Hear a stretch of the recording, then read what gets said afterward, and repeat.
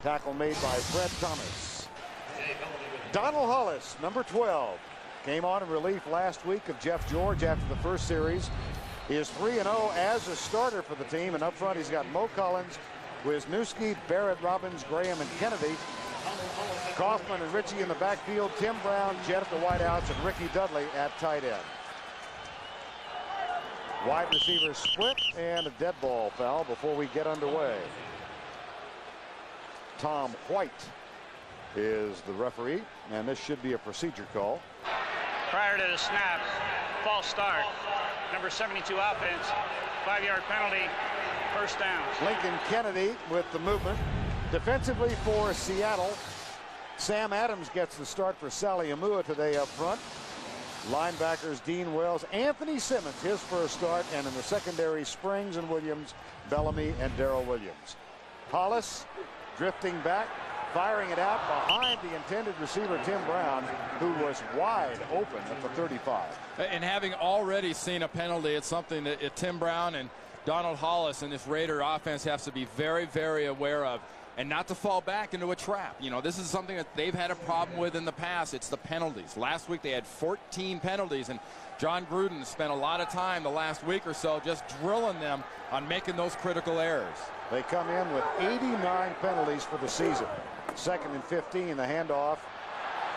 Kaufman spilled for no gain at the 21-yard line by Anthony Simmons, number 51. Darren Smith unable to go today because of a pulled hamstring. He is on the inactive list. So Simmons get his first start. Oakland with 85.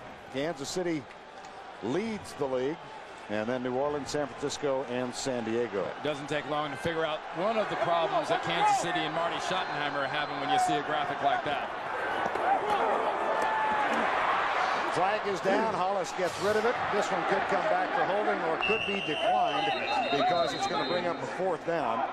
Matt LaBounty had the pressure, number 99. Yeah, Steve Wisniewski, number 76, was the most obvious one out there that was trying to just say to the defender, you're not getting to my quarterback. And that usually for an O-lineman means I'm just going to wrap my arms around you and I'm going to hold you. Number 76, penalty is declined, 4th down. So a rather jerky start for the Oakland Raiders, and Leo Aragu's on to punt for the first time. Joey Galloway, he of the great speed, waits for it at the 33-yard line. Sean Springs is the short man of 2 men back, so a 9-man front for Seattle. They bring 7. Aragus with a short punt, taken by Galloway at the 44, 50, splits the middle, 1 man to beat. He gets by Aragus, no flags, touchdown. That is the 8th return for a touchdown this season by Seattle.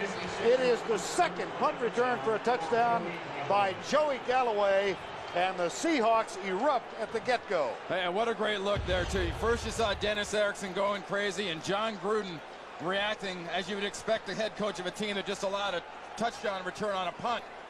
Not great blocking on this punt return, but unbelievable speed and burst by Joey Galloway. And how you don't kick away from Joey Galloway, I don't know. He doesn't return them all, but when he gets a shot, you don't give him the ball. Todd Peterson for the extra point. Galloway 56-yard jaunt, his 2nd touchdown. And Dennis Erickson gets a little higher this week than he did last week when Darren Smith scored. More than a handful have decried his stoicism and have wanted him to show some more emotion on the sidelines. Well, they've gotten it the last couple of weeks, and it's mainly just because this is a desperate football team. You know, and Joey Galloway returned that punt like a desperate football player. They will do whatever it takes. Everyone has to contribute. Peterson's 2nd kickoff in the early going. This one chases Desmond Howard 7 yards deep in the end zone. Touchback, and the Raiders will bring it out to the 20-yard line for their 2nd offensive set. And we are joined down on the sidelines by Michelle Tafoya. All right, guys. Well, there is word that Charles Woodson may see time on offense today. John Gruden told me that he put Woodson in at wide receiver in Thursday's practice, and the whole team stopped just to watch. Woodson's been begging for this opportunity ever since he got to Oakland. Gruden says maybe the time is finally right. He may get plenty of looks, he may get none, but his offensive debut is in the very near future, guys. All right, Michelle, double tight end set. Hollis with a bootleg, fires it out. He's got it complete down the sidelines to James Jett, the world-class speedster, and Darrell Williams catches up with him. Nice fake by Donald Hollis in the 24-yard gain. And very nice fake inside, because Chad Brown and a couple linebackers are blitzing over the middle of the ball. And everybody bites to the left. Hollis goes to the right, and this is a guy, James Jett, that has to be the most involved in this offense to open things up for Tim Brown. He's the one goes down the field. He's the deep threat that Seattle's worried about. 26 catches now for the season for James Jett. Hand off to Kaufman, who cuts back to his left, crosses the 45 and gets to the 46-yard line. The tackle is made by Willie Williams, number 27. Yeah, when you play or you do games for the Oakland Raiders and you're a fan and you're watching things out there, you have to look at this offensive line and the running of Napoleon Kaufman as being really the key. When they're successful, Napoleon Kaufman, who's rapped for being too small and everything else, but he's plenty strong, he's the key to this offense. 2nd down and 8. Hollis with time into the flat, caught by John Ritchie, the rookie fullback, and Ritchie barrels his way across the 45. Jay Bellamy with the tackle.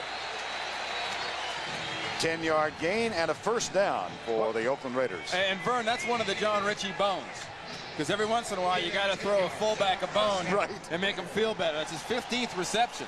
They do throw him the ball on occasion. One thing they don't let the rookie out of Stanford do very often is handle the ball. His job is to pound his forehead into a linebacker and open up a hole for Napoleon Kaufman. And it shows. He's done his job well. Here's the handoff to Kaufman, who goes left, and he is caught by Philip Daniel, number 93. Terrific penetration on the run by Daniel, who got upfield. Yeah, we talked about, passion and emotion for the Seattle Seahawks. It's really embodied in the Seattle defense and the job that they're doing. That is the reason this team is playing so well, is that this defense, they pursue. They're going to the ball. They're doing those little extra things. And what a great example there. Philip Daniels getting out there. The rookie Simmons is getting out there, and big Cortez Kennedy was right behind him. 2nd down and 15. Harvey Williams in the lineup. Here's Donald Hollis back to throw into the flat again, and Ritchie not able to connect. Anthony Simmons on the coverage of John Ritchie. It'll be 3rd down. 2nd down. Yeah, one thing, you can fall into a trap sometimes, and you see this Raider offense do it on occasion, is they get caught in the intermediate zone, and they don't go do stuff down the field. It's really surprising. Gruden's a Bill Walsh offense kind of a guy that likes the short stuff. This is a team that people worry about going deep. You got to give them that constant reminder. Zone blitz on 3rd down. Here's Hollis, goes left again. Good downfield coverage. Harvey Williams is cornered by Fred Thomas, number 22. And the 3rd-year man from Tennessee makes a nice open field tackle. That will bring up 4th down. And so far, Greg McMackin, the defensive coordinator of the Seahawks, is giving the Oakland Raiders a little bit of what they gave Warren Moon last time they met. And that's pressure on the quarterback, and you keep the receivers all in front of you. Chad Brown almost gets there in time. Sinclair's getting a little pressure, but you keep the receivers in front of you and you don't give up the big play. Timeout is called by the Seattle Seahawks. Didn't like the alignment they had on the field in anticipation of the punt. 4th down. We'll be back. Play in Oakland, and the Seahawks didn't quite believe the Raiders were going to punt this ball, so call timeout to make sure they had a 4th and 4 effort covered in case. Aragoose is back, so is Kerry Joseph, and Aragoose pooches this one, taken by Kerry Joseph at the 10-yard line. Nice job by Leo Aragoose, pinning the Seahawks back at the 10-yard line. 27-yard punt. Warren Moon, he turns 42 in 3 days. His 17-year-old son lost a playoff game last night. Jones, Kendall, Gray, Habib, and Ballard up front. And the backs and receivers, Ricky Waters, Max Strong in the backfield. Joey Galloway and Mike Pritchard at the wideouts. The tight end is Christian Fourier. Galloway comes left as the Seahawks operate in the noisy end zone. Here's Ricky Waters breaking over right tackle out near the 15-yard line. Stop is made by Anthony Newman. Let's check the Oakland Raider defense. It has been superb this year under Willie Shaw. Harris, Jackson, Russell, and Johnstone up front. The linebackers, Terry Wooden, Greg Biekert, and Richard Harvey. And in the secondary, the Heisman Trophy winner from last year, Woodson, joined by Newman, Lewis, and Eric Allen. 3 wide receiver set now for the Seahawks on 2nd and 5.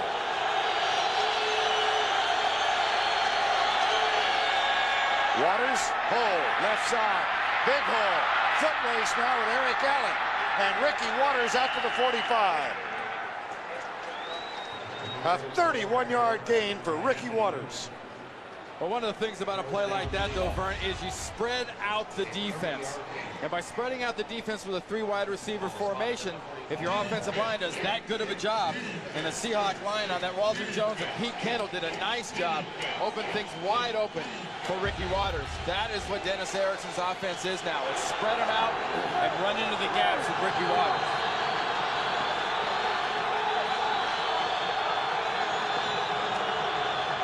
Mickens in motion. And here's Warren Moon. Across the middle, caught by James McKnight, who's going to get a role as the 3rd wide receiver today.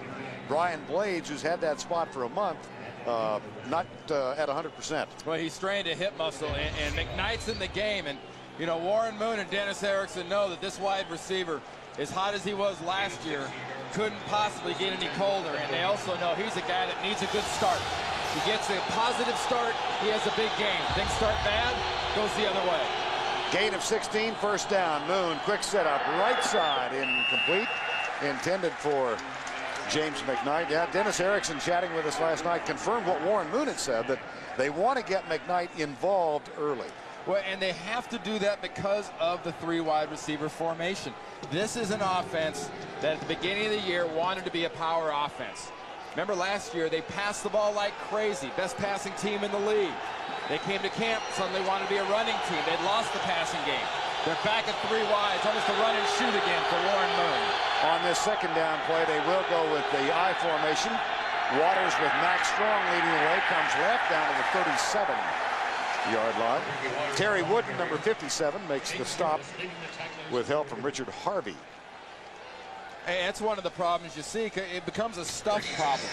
Because when you get a fullback in there and you motion your tight end, there's more stuff in Ricky Waters' way. You're not spreading the defense out. And Wooden made that play right there on Ricky Waters because he was part of the stuff. Was brought over there by that motion by Christian Fourier. On 3rd down now, Steve Broussard comes in at the running back spot, and Moon will operate out of the shotgun. 3rd and 9. Blitz, Moon, 1 hopper to McKnight, incomplete. It will be 4th down. Warren Moon, who hit 17 in succession a couple of weeks ago when these 2 teams played. Well, Willie Shaw, the defensive coordinator of the Raiders, he wants to do exactly this. You see where Allen is, you see where McKnight is. The Seattle receivers in front of the defender. Let Warren Moon do his thing, but keep his receivers in front and don't let him gab the big play. Jeff Eagles, 14 punts inside the 20 this year. Angles that one toward the corner, and it didn't work. It goes into the end zone. That'll be a touchback. And the Raiders get the football back, trailing by 7. Goes left, caught by Ritchie. Nice open field tackle, and then some help comes as Jay Bellamy, number 20, made the initial contact. And one of the things you do miss when you don't have a Jeff George at quarterback is the potential for the spectacular play. And Donald Hollis could be a very, very steady quarterback that probably, by the rules of John Gruden's playbook, play it a little bit, you know, to the book, where Jeff George there, who's out with that groin injury, is more the ad-libber of the group and has the potential to put that ball 60, 70 yards in the air down the field. 2nd and 5, inside handoff, Ritchie. Ritchie comes right, breaks a tackle, breaks one more, and bangs his way out near the 38, and a flag comes from way downfield after a 13-yard gain. Maybe they might want to think about giving old Big John Ritchie the ball a little more often. Had a nice lead block by Wisniewski coming around that corner. Here's Tom White. Personal foul.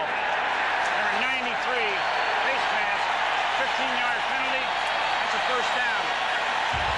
That penalty on Philip Daniels. Now watch the pulling, the counter on the backside. First Wisniewski, now big Mo Collins, 79, gets a nice block. Still getting a block on Chad Brown. Great job by that rookie out of Florida. And just look at what Mo Collins does right there on Chad Brown, opening the hole. And then Ritchie, and now look for the face mask right there.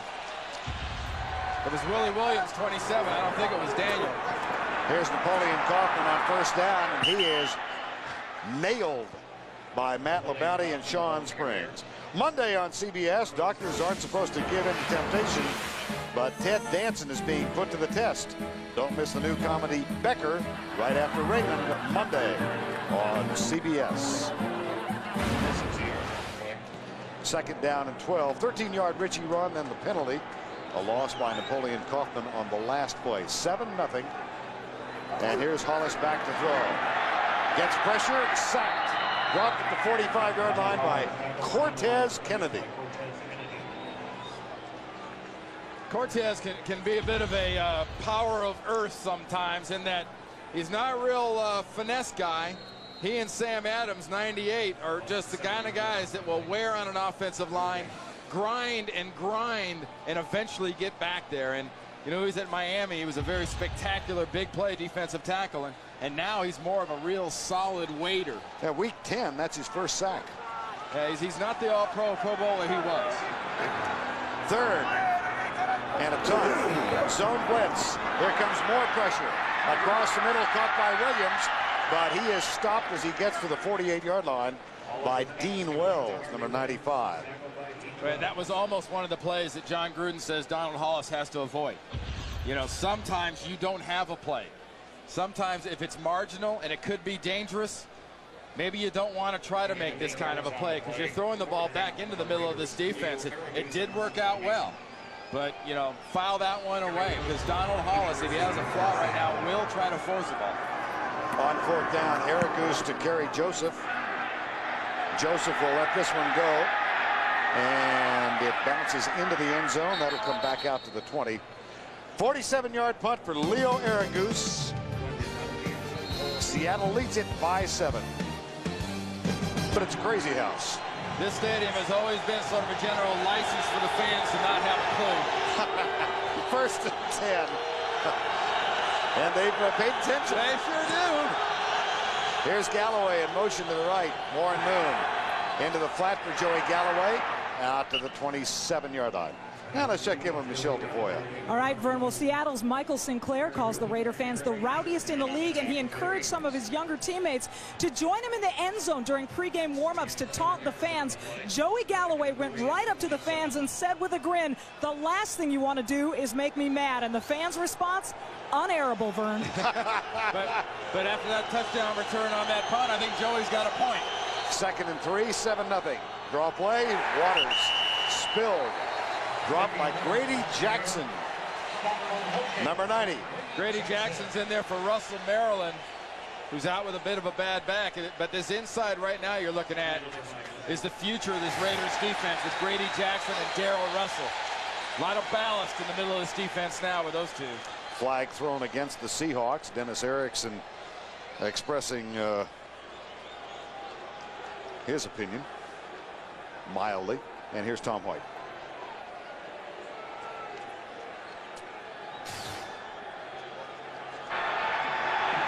Personal foul, unnecessary roughness, number 86, continuing action foul, second down. Yeah, we talked about the fans here in the Oakland area and here for the Raiders. It's not a stretch to say that, you know, every day for these folks to get to come to a game is Halloween. Because whether you're wearing a costume or your hat on backwards or your face is painted or you're just here to wear your silver and black and go nuts, this is an incredibly expressive group. Nicely stated. 2nd and 18 after the foul on Fourier, and Moon out of the shotgun. Yep. Timeout called by the Seahawks. They have to burn their second. 4:20 to go first quarter, and already Seattle has used 2 timeouts. There was the dog pound in Cleveland, and there's this noisatorium here in Oakland. And you saw a little effect the last couple of plays for Seattle. The noise gets to offenses, especially in that end zone. This crowd loves to be a factor. 2nd and 18 at the 12. 3 wide receivers, 1 running back. Base front for the Raiders. Here's Moon with time. Deep left side. He's got McKnight. McKnight split the difference between Eric Allen and Anthony Newman. Yeah, it's going to be right about the 40-yard line, but what a great job by Warren Moon. Joey Galloway talked about, Warren Moon can drop balls in. And Albert Lewis, the safety for the Raiders, told us the same thing. You can stand back there, you see what happens, and there's nothing you can do about it. Working against Allen, but see that zone? See where Allen stopped? The safety's supposed to come over? That's where Warren Moon is dropping the ball into. Gain of 28, a first down at the 40, 7-0 Seattle leads. Here's Moon into the flat punt by Ricky Waters. Chased and knocked out of bounds by Marquise Walker, number 38.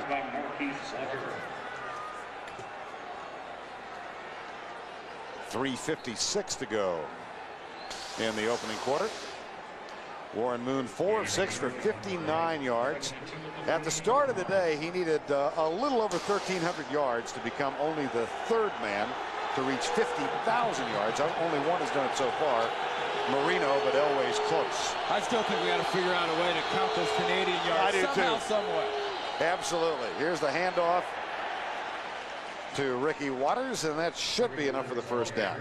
Check out the NFL on America Online at keyword Team NFL and on the web at NFL.com. Log on Tuesday night at 9 o'clock Eastern to chat live with Jets quarterback Vinny Testaverde in America on America Online. I would imagine he'll have a few things to say about today's loss, huh? Wow. Up until just about 2 hours ago, everybody loves Vinny. Yes. Everybody in the country loved Vinny Testaverde, but Bill Parcells talked about this week. That was a trap, and they stepped right in. Here's Waters plunging down to the 45-yard line. Eric Allen made the tackle. Ricky Waters, 3 games in excess of 100 yards on the ground so far this season. Yeah, the funny thing, Vern, as they've opened the offense up to formations and as they've gotten away from the power backs, Ricky Waters' numbers have gone up. He rushes for more yards without a lead back in front of him. Max Strong is in as a lead back now on 2nd down and 5. Play action. Moon looks across the middle for Mickens and has him. Mike Pritchard rather at the 30. Mike Pritchard a gain of 15. And the tackle made by Albert Lewis, number 29. Hey, you start looking at the weapons Warren Moon has. Whether it's Galloway, he's seen him score a touchdown. McKnight, who's off to a pretty good start. Here's a good example. Here's Pritchard. Used to be a great running back at the University of Colorado. Run and shoot receiver at Atlanta. Came to Seattle by way of Denver. He is a big play receiver, but this offense has not gotten the big plays from the receivers. Under 1:45 to go first quarter, and Moon pumps off his back foot, goes deep, intercepted at the goal line. Albert Lewis slipped as he made contact, and an obvious mix-up with Moon and his receivers. Pressure on the quarterback by Grady Jackson. Intended for McKnight. Well, the surprise and the confusion spread to the Seattle Seahawks sideline because I don't think Dennis Erickson had a real good idea of what was going on there. Getting a little pressure. People say Warren can throw those fall-away jumpers. Well, not when an Albert Lewis is standing there. Albert Lewis has all the experience of a Warren Moon and just loves to get gifts like that. In the first game between the two 2 weeks ago, Albert Lewis returned an interception 74 yards for the first return of an interception in his illustrious career. And he gets his second pick in as many. Here's Hollis. They hand it off, and Napoleon Kaufman gets one. Remember we talked about 17 in a row for Warren Moon? Here's how it ended up in the Kingdome. Well, the amazing thing is a guy that's been playing this long as Albert Lewis has and been so good, all-pro, Pro Bowls, everything else, why he hadn't had a touchdown on an interception before. He had the greatest explanation I've heard that I had never thought of. He says, hey, look, I spent my career in Kansas City in man coverage with my back to the cornerback, running with the receiver. When I usually caught the ball, I fell down immediately on top of a receiver. Here's Hollis out of the end zone, batted back and knocked down by Cortez Kennedy, number 96. Well, Cortez Kennedy has obviously decided today that he'd like a little piece of the action here today, and he'd like to be a factor. Because that is 2 plays now that he's worked his way past Steve Wisniewski. And in here, Wisniewski actually has a nice block on him. He's got the hands inside. He's not holding. But Cortez gets that arm up and knocks it down. Now the Seahawks are sprinting. They've got their wrong defensive personnel on the field, and they call timeout just before the snap. Cortez Kennedy was about 10 yards from the sideline, scurrying. That's the only word, to try and get off the field. Nah, nobody that size scurries. Nah, Willie Williams, 27, who just ran by. Yep. He scurries. He scurried? Yeah. Yeah, Cortez Kennedy, when you're bouncing and jiggling like that, it is not a scurry. Okay, lumbering. Yeah, there you go. They're out of timeouts. You scurry below 200 pounds. Next Saturday, it's an SEC shootout when Kentucky's Craig East and Heisman hopeful Tim Couch counterattack the balance of T. Martin, Al Wilson, and the Tennessee Vols.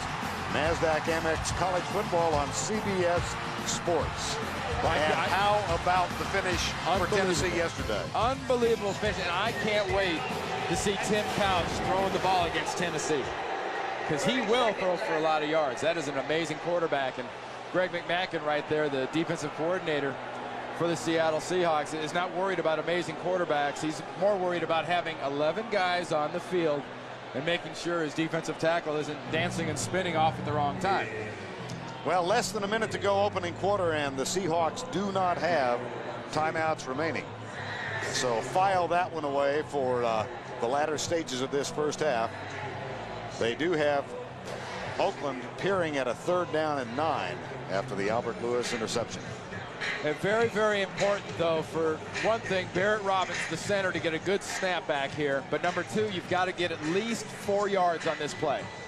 If you don't get 4 on this play, your punter, Leo Araguz, is going to have a short end zone area, a short snap from the center, and one of those situations where bad things happen. Your goal here is not necessarily a first down. You want to get about halfway to that first down. 6 defensive backs in for Seattle. Harvey Williams in the backfield behind Hollis. Hollis steps up and will run. Fumble, hit from behind. Scramble, Willie Williams misses the ball, and we'll see who got it. The Raiders do recover. Michael Sinclair forced the fumble. And they got 8 yards instead of 4 yards. Yeah. There's some good planning, but you know, remember I said earlier, sometimes you have to know when to tuck it away and not try to make the play. And the defense for Seattle took advantage of Donald Hollis there. That ball was out where it shouldn't be, and Michael Sinclair and Cortez Kennedy knocked that thing loose. Well, they give Araguz a little time. Galloway is back with Sean Springs. It was Galloway's 56-yard punt return that has accounted for the only score today, and they kick this one away from Galloway and out of bounds. Very smart. Don't hang it in the middle of the field. Kick away from 84. Coming Monday on CBS, is Raymond a prisoner in his own marriage? Find out as King of Queens Kevin James drops in on Everybody Loves Raymond. It's all part of Shameless Crossover Monday right here on CBS.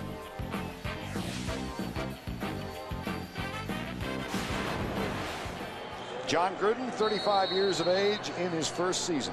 He's trying to learn, Vern. He told us how to really conduct himself on the sideline. He's used to being in the box.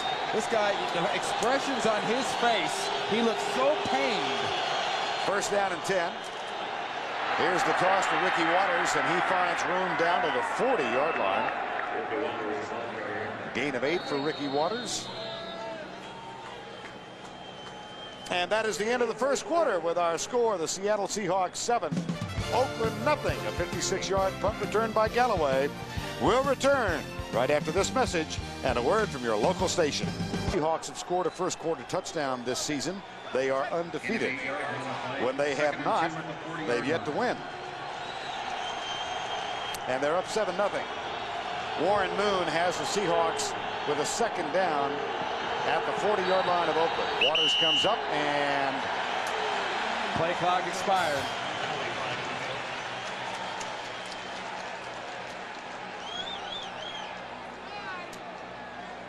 Delay a game.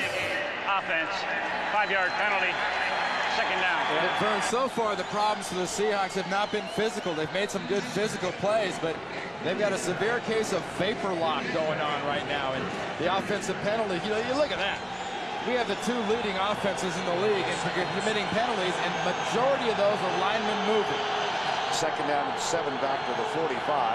Play fake. Good block for Warren Moon. But Lance Johnstone gets up and gets him. And that is Pat Swilling. It was Swilling 56 instead of 51 who got there. And Pat Swilling gets his second sack of the season. Well, there's a blast out of the pass for you. Pat Swilling, former New Orleans Saint. He and Ricky Jackson terrorized a lot of quarterbacks. And his role in this defense is really to be a mentor to the Johnstones and the Russells and guys like that. And he said it's only his second sack, but the contribution Pat Swilling's made off the field with the players has been every bit as important. Back across the 50 to the 47. Out of the shotgun, Moon, deep left side. And he's got a man open, but it's incomplete.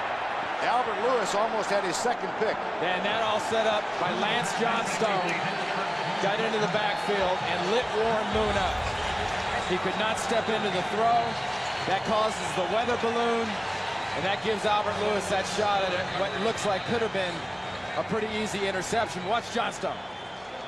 And that's the worst place to hit a quarterback from a quarterback's perspective, is having somebody come in low about belt high that buckles him over and can't follow through.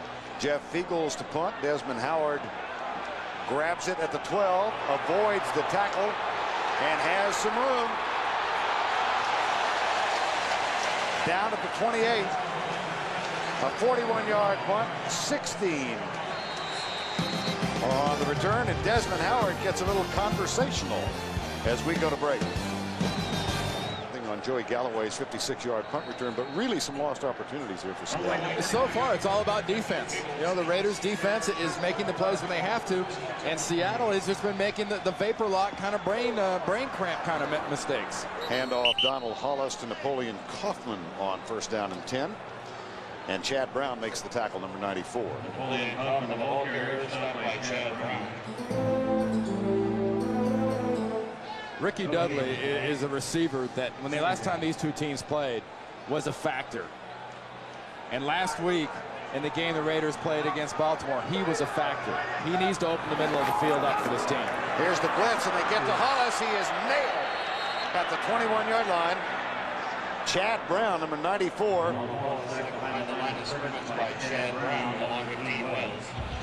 Well, now you're going to get a little bit of a feel of what it's like when a defense is after you. And just about the time you think you get away from something, here comes a tooth check. Tooth fairy. No. Chad Brown right underneath the chin strap. Perfect form tackle. Chad Brown, 6.5 sacks now. Harvey Williams in the backfield behind Donald Hollis on third and 15. Hollis across the middle, right in the hands of Dean Wells. And Wells with one man to help him block left side. Dean Wells to the 10-yard line. His first interception of the season, Harvey Williams catches up to him. A 25-yard return. Well, we talked about a little earlier, Vern. You know, sometimes John Gruden knows his quarterback, Donald Hollis, will make a couple of plays, because the only reaction you can have is, what was he thinking? Because why do you throw the ball in the middle of the field right there? It wasn't really because he was getting plastered and didn't have some protection. Look at the protection. Daniels being blocked really well by Mo Collins. He gets hit late by Sinclair, but that's another one of those brain cramps. Dean Wells' first pick of 1998, first down just outside the 10. Moon into the flat, low, but picked up by Waters. And Ricky Waters out of bounds at the 6. What kind of a catch was that? Yes. That was fabulous, because that ball goes through the arms of the defender, looked to be tipped and kind of started rotating sideways when it happened. And when Grady Jackson catches a little piece of this, watch the rotation and the flight on the ball. Grady Jackson right there. John Stone gets a little piece of the ball, but good concentration by Ricky Waters. The ball originally was going to hit him numbers high. See it start spinning, catches it down low. Good job. Galloway in motion on second down. Now comes back to the right. Waters cuts up the middle. And he's got the ball to the 3-yard line. Exasperated. He thought he might get in. Well, that's the kind of runner Ricky Waters is, though, and that's why you sign a guy and give him the money this team gave him from Philadelphia. Is he's a guy, he's a money guy. You get him in the red zone, he wants the ball. You give him the ball, he wants 6 points. He's a bigger, mature, more powerful running back than he was with San Francisco when he entered the league. 54 yards on 7 carries so far. In the red zone, Seattle has not been outstanding. Handoff. Whoa! Waters slipped and squirms forward, but I think he's going to come up short, and that will lead to a field goal attempt. Todd Peterson's going to come on and try for 3. Yeah, one thing I have a hard time understanding sometimes, and it really happened when I was playing, is when you throw the ball and you're wide open and you make the big plays going down the field, why do you suddenly start pounding people between the eyes when you can hit them on the outside and hurt them worse? Peterson has missed only 3 this season. This will be from 22 yards out. Well, that's going to be a disappointing 3 points for the Seattle Seahawks, and John Gruden not all that unhappy after the interception gave them the ball at the 10. Hawks up by 10 now. Todd Peterson getting ready to kick off after hammering home the 22-yard field goal. But any questions really about what's wrong with the Raiders offense is pretty easily answered when you figure Napoleon Kaufman has 6 carries for -5 yards. Donald Hollis has been sacked twice and thrown a pick. Here's Peterson. Howard and Branch are deep, and this will be Calvin Branch at the 8-yard line.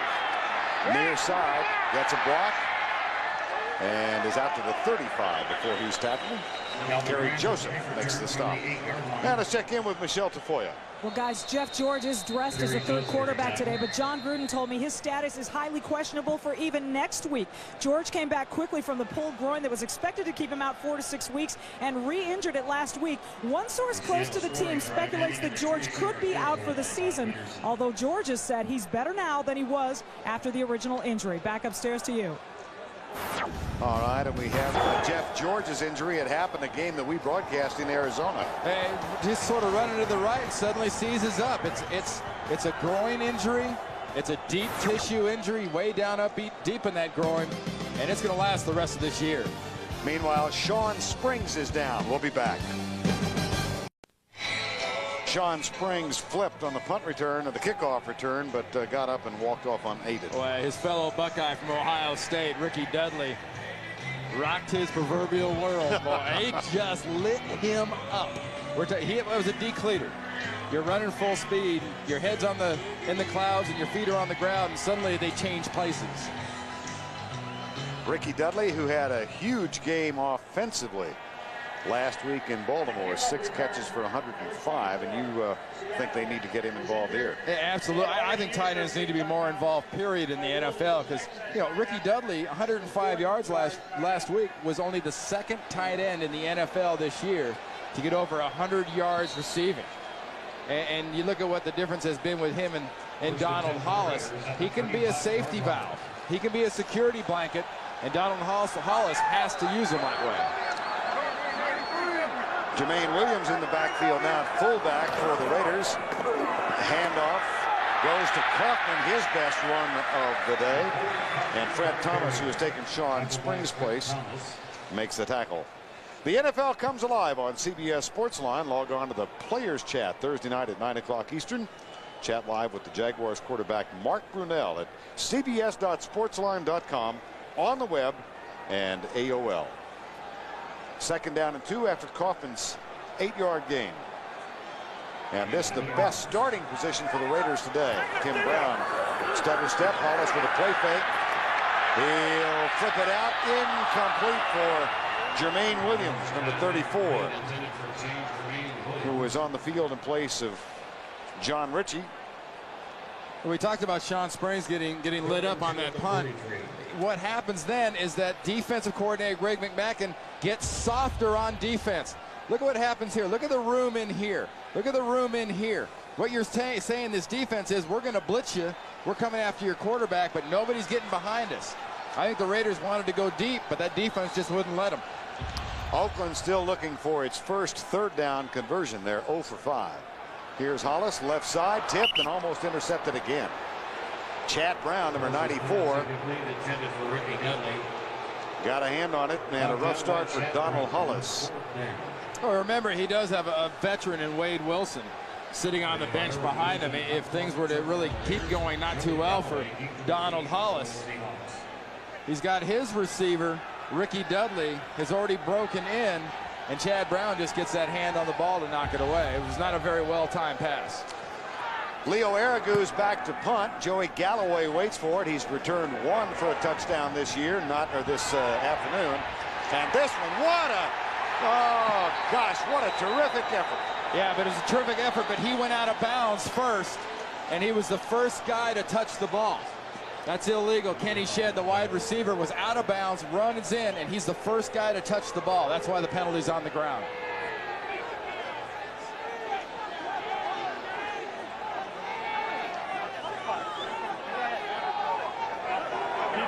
Sean Springs enjoying a little chat with the guys in the end zone as he comes off the field. And let's check in with Michelle Tafoya while we have a conversation. Well, Vern, Sean Springs has been diagnosed with a neck strain. He's leaving the field to get x-rays. His return is questionable. Seattle trainers were looking at the back part of that neck, so that's the portion that's strained. That's why he's leaving the field. And again, his return is questionable. We'll keep you posted.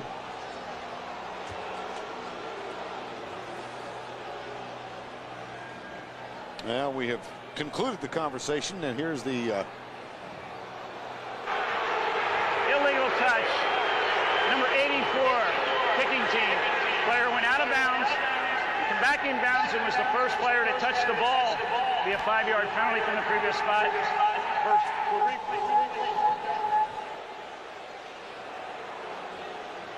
Look at the look on that face.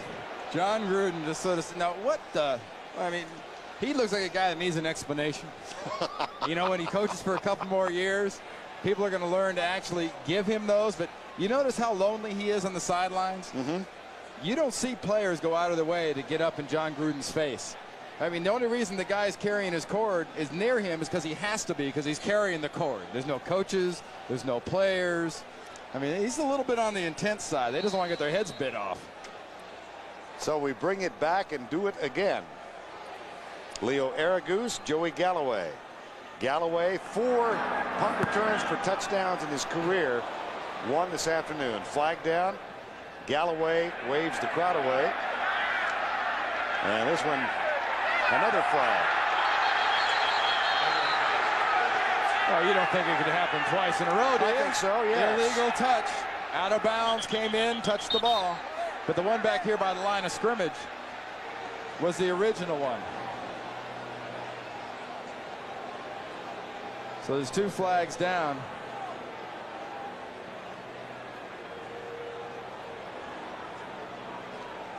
Yeah, we need an official. We need a traffic cop.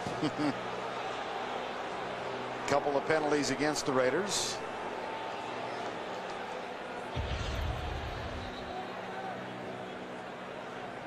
Out of bounds.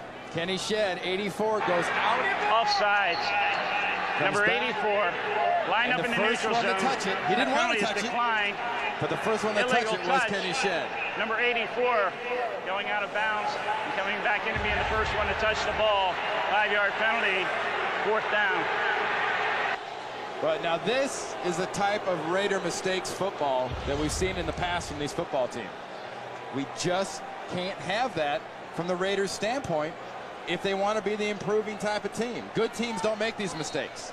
And Kenny Shedd was not trying to touch that ball, but if you're in that area and the ball touches you, it's still your fault. Well, a double dip for Oakland. And it cost him 5. Here's Aragoose. And Galloway. At the 16. At the 18. Tackle made by, of course, Kenny Shedd. It was a great job of covering that punt by a guy that had made a couple of mistakes. Mid-afternoon here in November in Oakland, California. And the Seattle Seahawks enjoying their walk in the sun thus far as they're up 10-0. 56-yard punt return by Joey Galloway and a short field goal following a Dean Wells interception. First down, Warren Moon hands it off to Waters. He's got a lot of room at right tackle and finds Marquise Walker, number 38, a gain of 8. Oh, it was a good job by Joey Galloway, lined up at the right flank along with Mike Pritchard, of just sort of screening a block. You know, there's blockers and there's screeners, and right here Marquise Walker, 38, with his back to you there, is not being blocked. He's just sort of being harassed and nagged. Second down and 2. Toss, Waters in trouble. Marquise Walker with the penetration, and then Lance Johnstone catches up and forces him out of bounds. Well, that's no scat back. You get up on that guy, you can't just say, okay, Ricky Waters is carrying the ball, I'm just going to grab a little jersey, and that should be able to bring him down. You get your hands on Ricky Waters, you better finish the deal, because he's strong enough now to just run right through you. Now look what happens down below to a guy like Darrell Russell. First they block down, then they try to chop block you with House Ballard, then you try to run down, and then you get tripped. Yep. Life's not fair inside sometimes. First down and 10. Waters did pick up the first down. Galloway is in motion and Moon back. Into the right flat for Galloway. Overthrown, incomplete. It will be second down and 10. It really strikes me how much respect for a rookie Charles Woodson gets at times, you know, from offenses. When you got a Joey Galloway and you're saying, gee, I'm going to light people up and I'm going to run him by this guy or that guy. And Charles Woodson in half a season has managed to prove to people that he is not the guy to pick on this Raiders defense. Tim Brown watches his young teammate. Second down and 10. Play fake. Moon gets a good block. Comes right side. And it's dropped by McKnight. That's why he spent time on the bench. He dropped some early, and then the pattern persisted. Well, and he did a good job of pressing Charles Woodson up the field, coming back. Warren Moon put the ball where it needed to be, and you know that gets you a seat on the bench. We don't have pine anymore in the NFL. They're aluminum seats, but you will get some aluminum splinters in your backside catching the ball or not catching the ball like that. Broussard in the backfield. Seahawks operate out of the shotgun. Rush from the outside. They go across the middle and get Broussard dropping the ball. It will be fourth down. So back-to-back drops by the receivers, and Warren Moon and the Seahawk offense head to the bench. And it's really an advantage the offense that Seattle has in this game. Donald Hollis is not figured to be a real high-powered guy. The high-powered offense is on Seattle's side, and Seattle right now is not making the plays. Part of that's Seattle, part of that's the Oakland defense. Desmond Howard waits for Jeff Fiegel's punt. And he will take this one at the 16-yard line. Avoids the first man down, hurdles, and is dropped at the 33. 50-yard punt, 17 on the return. And Donald Hollis getting ready to come back on the field, hoping that his lot improves. Well, he's just sort of saying things have got to get better because they have been bad. Doesn't put it away. Cortez Kennedy strips them. They still recover that ball. What happens now? You get your teeth checked right there by Chad Brown. And then later on, I called it a hull play, and that's all I can tell you is, huh? What was he thinking? Donald Hollis back in now. Has Jet in motion and flags.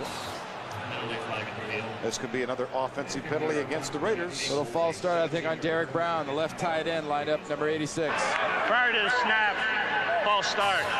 Number 86 offense, 5-yard penalty, first down. 14 penalties last week in the loss at Baltimore. That's the 4th penalty accepted this afternoon. You look at John Gruden, that kind of performance penalty-wise, and key penalties that just sort of disrupt your pace will put a furrow in your brow. Across the middle, Derek Brown makes the catch, the second tight end, and he gets about 4 of the 5 he's just cost the team back. I'll tell you what, one thing. You better not wave that ball around like that in front of this defense very often. When he caught that ball was way out away from his body like he's trying to make something happen. And Sam Adams or Chad Brown or Dean Wells or somebody's going to strip that thing away if it happens. Well, Derek Brown's first catch of the season, and it's 2nd down and 9. 2nd and 9. Hollis across the middle. Dudley, there he is. All the way to the 47-yard line. Darrell Williams.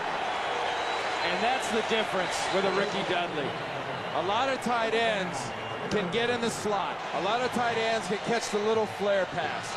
Here's a tight end with his natural ability that threatens the middle to deep part of the field. Almost unlike any other tight end besides maybe a Shannon Sharp, this guy can stretch the defense. Double tight end set again. Jet goes wide right. The handoff, Kaufman. And he runs immediately into Chad Brown, number 94. That's a gain of about 3 feet. Chad Brown came to play today. Yep, you know, Chad Brown, I think, on the sideline and in those huddles is chewing a little backside, getting people fired up. You know, he challenged the football team last week, said, hey, look, this isn't an individual thing. We've all got to get our tails in gear, including Coach Erickson. And the team did. But they have to keep getting chewed on, I think, to keep those tails in gear. Is that the term that was used? Roughly. Here's Hollis. Comes back left side. Derek Brown gets his 2nd catch. Chad Brown gets another tackle. But forward progress. Chad Brown says nobody had blown the whistle. Darrell Williams. Chad Brown looks like Jesse Ventura on the pregame show today, giving it a little WCW, talking his smack to the official. But a nice play again by Chad Brown. It's his job, get in the flat. And there's an in spite of play. You know, in spite of tripping, in spite of almost going down on his face, he still finds a way to make the play. And one way or the other, he's making this play, dang it. That is being persistent. 3rd and 1. Harvey Williams, he barely got the ball. He does turn the corner. And he's got a 1st down at the 26. Hollis had to really reach to get the ball into the stomach of Harvey Williams. Well, you know, those of us in this business all the time say, boy, Dan Marino looks bad reaching that far. Well, that's as far as Marino's ever had to reach, and that's because Harvey Williams is hitting it and getting it. He knew that play was outside, and he was running to the corner. And Donald Hollis had to play defensive back, trying to get to him in time to get him the ball. Gain of 13 for Williams. He rests Napoleon Kaufman back on the field. Hollis goes deep, flag at the near side, away from the ball. You got a little duel going on down there with Tim Brown and Willie Williams. And I think it's going to be on Tim Brown. Now, it was 2 weeks ago that Tim Brown. Here's the call from Tom White. Personal foul. Shot to the head. Number 81. 15 yards. 1st down. You know, nowadays in football, the matchup between corners and wide receivers is almost like offensive line and defensive line. You see that right arm? I think he missed his head. He hardly got any wood on him on that one. But they're doing arm overs, and they're ripping, and their heads slapping. That's all part of the deal now. Corners want to be physical. Tim Brown will be physical back. 1st and 25. Left side screen pass to Kaufman. Wisniewski helps with a block. Kaufman with a little speed, and a fumble is recovered by the Seahawks at the 5-yard line. Bellamy gets it after Dean Wells caused it. Dean Wells forcing the fumble. Fumble is recovered by James. Dean Wells had an interception a moment ago, and now he forces the fumble. Not much attack in this Seattle Seahawks defense. A lot of standing around and bad effort. That's why he gets down there. But Dean Wells causes the play. And how long have you heard the term, when something good's happening, don't make something bad happening with not concentrating? And I tell you, that was drilled into my head offensively, playing under Bill Walsh and some other coaches, and that's just not concentrating on the football. Bellamy recovered it after Wells caused it, and the Seahawks preserved their 10-point lead with 5:19 to go in the half. Waters caught behind the line and dropped it to 2 by Darrell Russell. Told you earlier, this guy's a disruptor. And when you get early in the week, your offensive lineman, Darrell Russell, working right there over the nose, and you look at that film the first time on Wednesday, and you look at the stats, you know if you got Darrell Russell, you got an all-day sucker.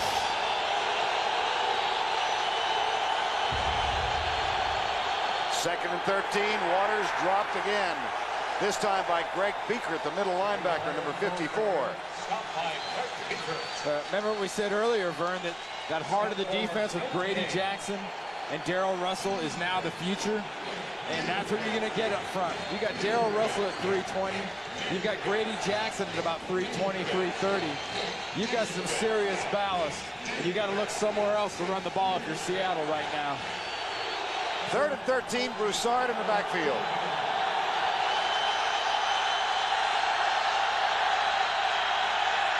Moon deep left side for Galloway. Man coverage picked off by Eric Allen. Allen still has it. He's at the 40.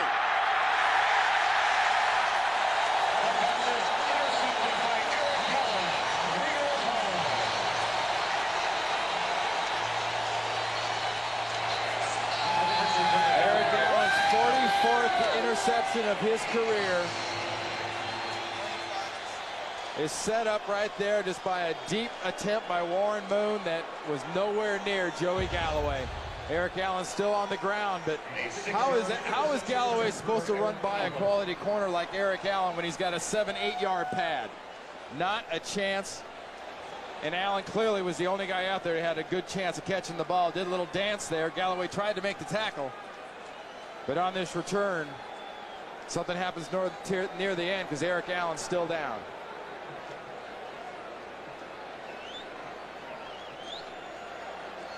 And yet a second look. Excuse me, Randy. You know, Vern, Tim Brown told us that Charles Woodson was the most offensive-minded cornerback he's ever seen.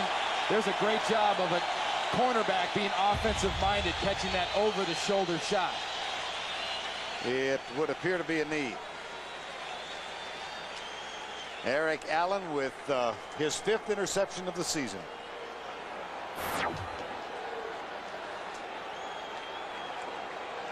Both Eric Allen and Albert Lewis with interceptions this afternoon. And that was coming into this game today.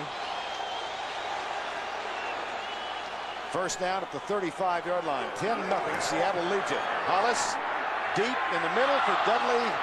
Just a little too high. Coming up on the NASDAQ Amex halftime report, Jim Nance, Marcus Allen, Brent Jones, and George Seifert bring you up today on everything that's happening around the league today. Coming up on the NASDAQ Amex halftime report. The cornerbacks of this defense really are the cornerstones. You look at the cornerbacks and the defensive tackles are really the solid part of this defense for Willie Shaw. Second down and 10. Hollis across the middle again. Man open at the 18-yard line. Tim Brown, number 81. That's another first down for Oakland, a gain of 16. That's a good example of Donald Hollis really recovering. You know, this guy is resilient. He said, you know, my father-in-law let me know that, you know, everything is a bonus at this point. And that's the way he's playing because he's made the mistakes. They haven't gone well. What's he do? He just steps up in a big situation like this, drills the ball right down the field, makes a big play. Double tight end set on first down. Deep handoff. No, play fake. Hollis goes deep for Jet. Got it. Dropped it.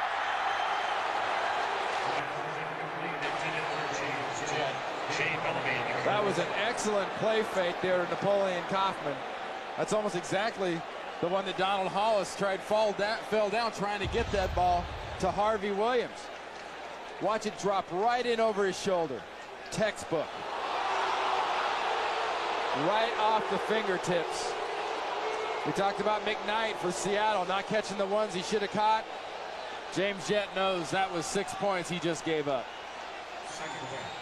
Second down and 10. 10-0 Seattle, 3:05 to go. Play fake again. Hollis comes to his left, pulls up. Sliding reception, no, incomplete. Hit the ground first. Intended for Derek Brown. It'll be 3rd and 10. Incomplete, intended for Derek Brown. Well, they're in a harder pass to throw, and just about any quarterback will tell you when you're running that hard to your left, trying to throw that ball back over the middle of the field or to your right. That's timing. That is awfully tough. And Hollis got that ball to Brown. Brown couldn't get it enough to make it a catch, but Hollis got it to where it needed to be. Thought he had it. 3rd and 10. Should have had it. Hollis back. Has to get rid of it quickly. Harvey Williams short of the first down at the 12. So that's going to bring the field goal unit on as Dean Wells prevents further advance by Harvey Williams. But Harvey Williams sometimes when he catches the ball, when he runs with the ball, kind of scares me because he tends to kind of scrunch up and duck his head when he goes into piles. You know, I know it's an awful long in your career to suddenly change things, but I'd look into that changing because that can be kind of hazardous physically. Greg Davis tries to get the Raiders on the board. He is 12 of 17 for the season. This one from 30 yards out. Adam True will snap it back. Whoa! From 30, he pulls it. Well, Adam was True and Davis was goofy. So Jett drops it in the end zone. Adam True snaps it back accurately, and just a bad kick. Really the hardest part sometimes is when the ball snapped back, what the holder does with the ball. Does he spin the laces right? Does he have him out of the way? That's textbook. There is nothing in the way. It's a nice job by the holder. And after the miss, Seattle gets the ball at the 20-yard line. Now, if you're an offensive lineman, running back, what are you thinking? No points off turnovers. If I'm on defense, I'm getting in the offense's face and saying, what do we have to do for you guys? Score for you? Flag is down, dead ball foul, so bring this one back. Looks like Walter Jones moved at left tackle. Now you get the Eric Allen interception. Here's Tom White. Prior to the snap, false start. Number 71 offense, 5-yard penalty, first down. You know, Dennis Erickson's football team absolutely has to win this game. They're 5-4. Tell you, John Gruden's football team has to win this game. They got the Denver Broncos next week. They think they want to be a playoff team.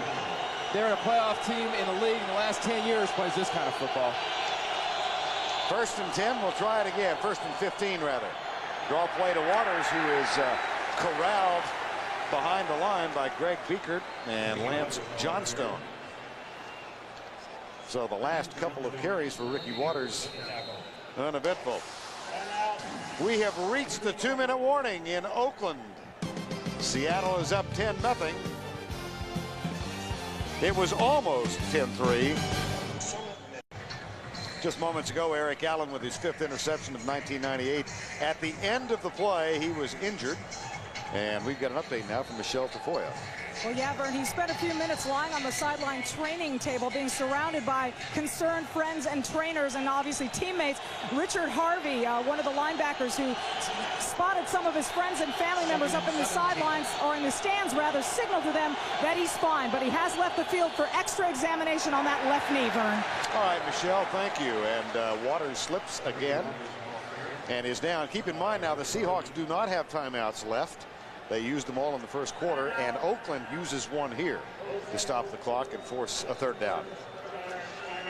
And coming up on the NASDAQ Amex halftime report, Jim Nantz, Marcus Allen, Brent, and George. Scores and highlights from around the NFL this afternoon. A couple of upsets. And how about them Atlanta Falcons? Yeah, unbelievable beating San Francisco like that. And yeah, Brent and George, I'm sure have some sort of comments about that. And you know, if I'm George Seifert, as many times as he's been mentioned as the the next head coach here, the next head coach there. I mean, this is one of the teams, the Seattle Seahawks. People think George Seifert's going to be the head coach with them next year. You watch this as maybe another head coach there. You go, gosh, George is clearing his run for his no comment right now. No comment. Yeah, that's right. Yeah. He won't say he ignorant coach. He's going to say, "Oh, yeah, good fishing up there." 3rd and 17. Waters slips again. Field known to be that slippery. Well, this field's a lot like Candlestick Park. Right. You know, it's not as low as Candlestick Park is, but you go back to the good old days of Stabler and Blanda and all that. Well, then people they are used to slipping water and it. sliding. Yeah, but it was still slipping and sliding. It's just not. It's not easy. And the Oakland Raiders use their second timeout to stop the clock. Plenty of time here for this Raiders offense when they get the ball back.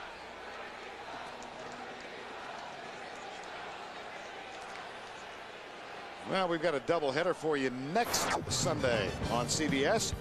Game 1, most of you will see Seattle and Dallas or Jacksonville, Pittsburgh. A couple of significant games, and then the second game, these Raiders go into Mile High to take on the Denver Broncos, and others will see Kansas City against San Diego. On 4th down, Jeff Fiegels to punt. Desmond Howard waits at his own 40-yard line. Drifts back and takes it at the 37 to the 45-50. Got some room. He's got to beat Fiegels. There are no flags. Desmond Howard, touchdown.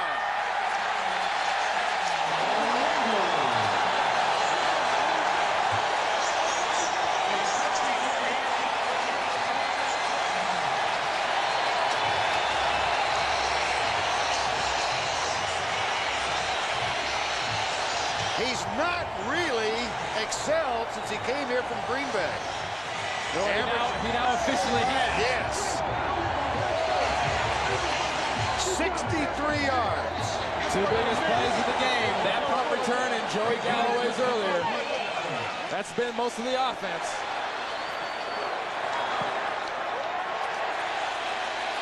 Greg Davis gets the extra point.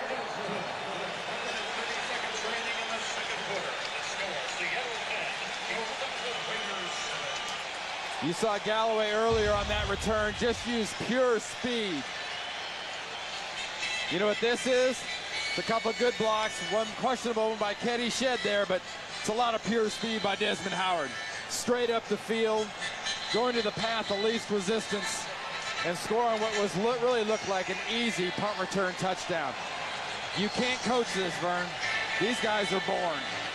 These are people you have to find because the average player doesn't have the instincts these great punt returners do.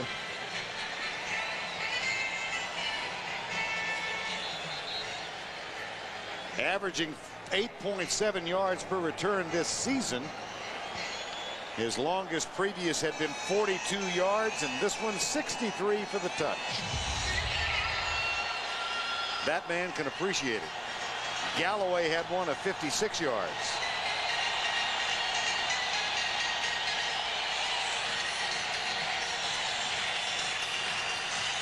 In his career, that's number 5 for Desmond Howard.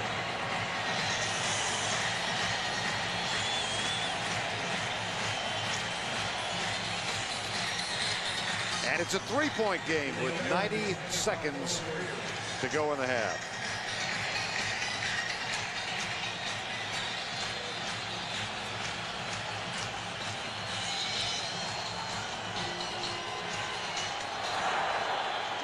I'm on Green and Kerry Joseph for the deep man. This will be Green, the rookie, at the 7-yard line.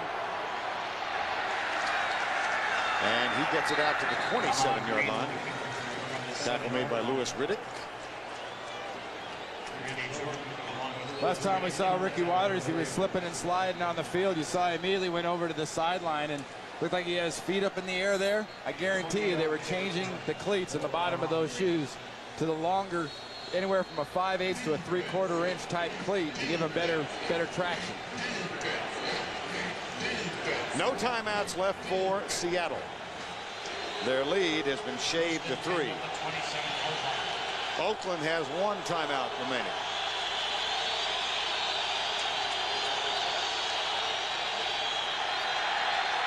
Moon hit as he lets it go. Could be a fumble. No. It's an incomplete pass. Tom White, very quick and very authoritative in saying no. He had forward motion. Lance Johnstone got there. Willie Shaw pleading the case of the defense. The way that pocket was collapsing around Warren Moon, you have to get claustrophobic. Is it going forward? Oh. I think he knocked that out as it was going back. He was cocking it back to throw. But that's close enough. We have the advantage of doing that in slow motion. The official was right there, and Tom White made a very decisive call. Toss to Waters going left. Couple of yards. Let's look at the attempted pass from Warren Moon one more time. You have to watch the arm motion. That ball's coming out before that thing's going forward. Warren Moon and the Seattle Seahawks got a break. Oakland has called timeout. And as we go to halftime shortly, keep in mind the memory of the missed field goal, Greg Davis, from 30 yards away. Well, it was good snap, good solid hold we showed you. And Greg Davis does what golfers all over America do on occasion. He just sort of pulled it. The difference in the game, 3 points. It'll be 3rd down when we resume play. Warren Moon has missed his last 5 passes now, including that pass or no pass. Well, from an offensive standpoint, this first half has been an absolute ugly fest. 3rd and 10. Keep it on the ground. Give it to Ricky Waters. Waters stopped at the 36-yard line. 1 minute to go. James Trapp and Charles Woodson get together defensively. Timeouts are gone. Desmond Howard goes back, hoping he has another one left in the arsenal. They see Ricky Waters yelling and screaming with the helmet off on the way to the sideline there. Yeah, that's the emotion of a Ricky Waters, but I'd keep that hat on until I got to the sideline next time if I was in. That's begging for a foul.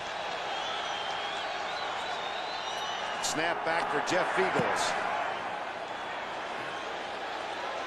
Howard at the 17. Flag is down. Another flag is down, and so is Desmond Howard. Hillary Butler made the tackle. Hillary Butler with the tackle. Penalty flag in the field. I think we're going to have kind of a high mass finish here. A lot of kneeling this half. Oh, you mean what Arkansas tried to do yesterday against Tennessee, or should have. Here's Tom White. Illegal block, number 27. During the return, 10-yard penalty, 1st down. Watch from the left-hand side of the screen. The body's coming by. That's a heck of a takedown. See, Willie Williams basically had the position, was setting up to break down for the tackle, and was victimized. Calvin Branch called for the foul. 1st down. Here's a knee. So we have reached the end of the first 2 quarters of play. Joey Galloway and Desmond Howard, the stars thus far. At the end of the half, the score 10-0. Coming up with the NASDAQ Amex halftime report, Jim Nantz, Marcus Allen, Brent Jones, and George Seifert. We'll have all the scores and highlights. That's all coming up on the NASDAQ halftime report. disparity in how these things have developed today with the 2 punt returns for touchdowns. Those have been the most exciting things to happen, and really what we've seen is 2 football teams sort of self-destructing at bad times, especially offensively. They've gotten offensive plays and they've gotten offensive yards, but it's been the penalties that have made things look bad, and it's been the great punt returns, first by Joey Galloway, just blazing speed for this return. Not many blocks, but all kinds of speed. Galloway got one from 56, and then Desmond Howard, after the score had gone to 10-0, countered with a 63-yard punt return. So it's 10-7, and let's check in with Michelle Tafoya. Vern, at halftime, Dennis Erickson told me his team moved the ball well in the first quarter, not in the second quarter. He's happy with his defense, unhappy at the moment with his special teams, and wants more consistency from his offense. John Gruden told his team, this is the same team we played 2 weeks ago. Same halftime score. We need to make some plays and create the same outcome, guys. Absolutely right, those comments, Michelle. You know, John Gruden's looking at a situation where the problem is you turn the ball over, you're going to lose this game. That's what happened to Seattle last time up there in the Kingdome. And the penalties will come back to haunt Dennis Erickson and his football team if they keep up. Dennis Erickson worried about the lack of offensive productivity in the second quarter. His team had 17 yards offense.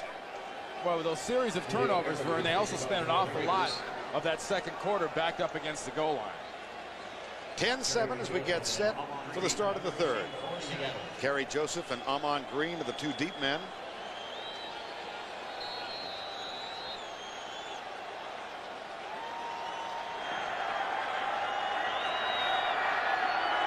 Amon Green at the 10. 30. And down at the 36-yard line, tackle made by James Folston, number 55.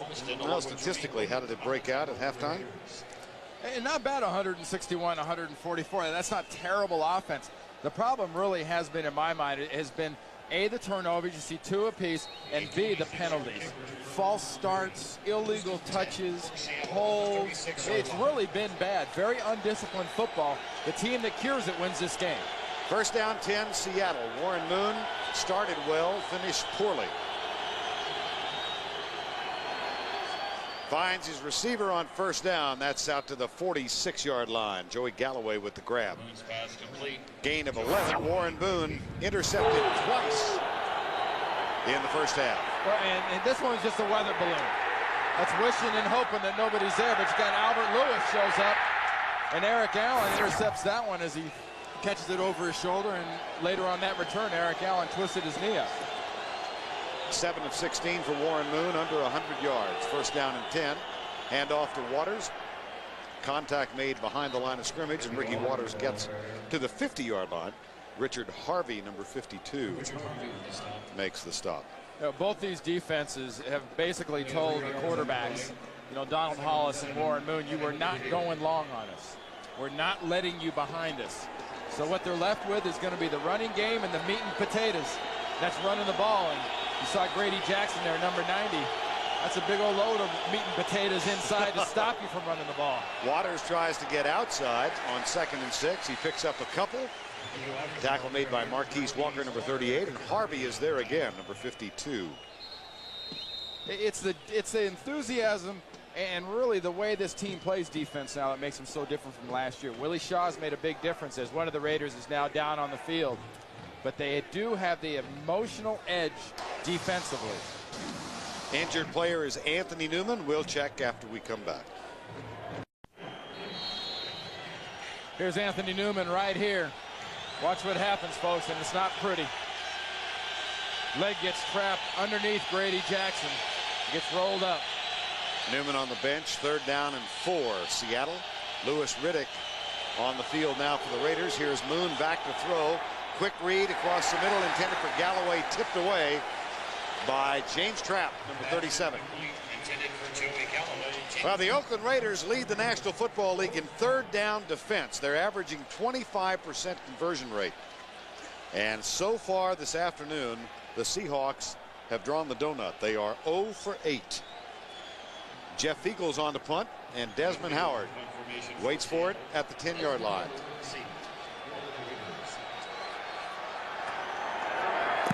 Vigels kicks it left. Howard waves everybody away, and that one out of bounds, and we'll see where it's ruled out. At the 17, Darrell Russell gets a rest. His offensive mates are on the field. Quarter, Anthony Newman getting some medical attention on the sidelines. Meanwhile, Sean Springs is back on the field now for the Seattle Seahawks at left corner. The toss goes to Napoleon Kaufman, who has had a very difficult afternoon. He picks up a couple across the 21. Dean Wells with the tackle. Yeah, there's a guy up front for the Oakland Raiders that I think is doing a heck of a job for a young player, and it's the toughest spot, really. If you're a lineman and you want to get thrown to the Wolves, be a left tackle in the NFL. Look at Mo Collins here, 79, working out of that three-point stance. Just he has to not so much drill out and drive block as he has to go out to the side. That lateral movement's tough, especially when you're used to backing up and pass block. Here's Hollis being chased to his right. Lets it go. He's got a man open. Dudley at the 40. Nice throw on the run for Donald Hollis. Darrell Williams makes the tackle of Ricky Dudley, but a gain of 21. Last week, Donald Hollis against Baltimore did almost the exact same play here. Tried to throw back across his body, trying to get the ball to Tim Brown. In that case, it was a matter of Rod Woodson intercepted it and brought it back for a touchdown. Difference is Hollis doesn't have the pressure. He's got the pass blocking right there from Mo Collins in the offensive line to give him that little extra time. Gain of 21 and a first down.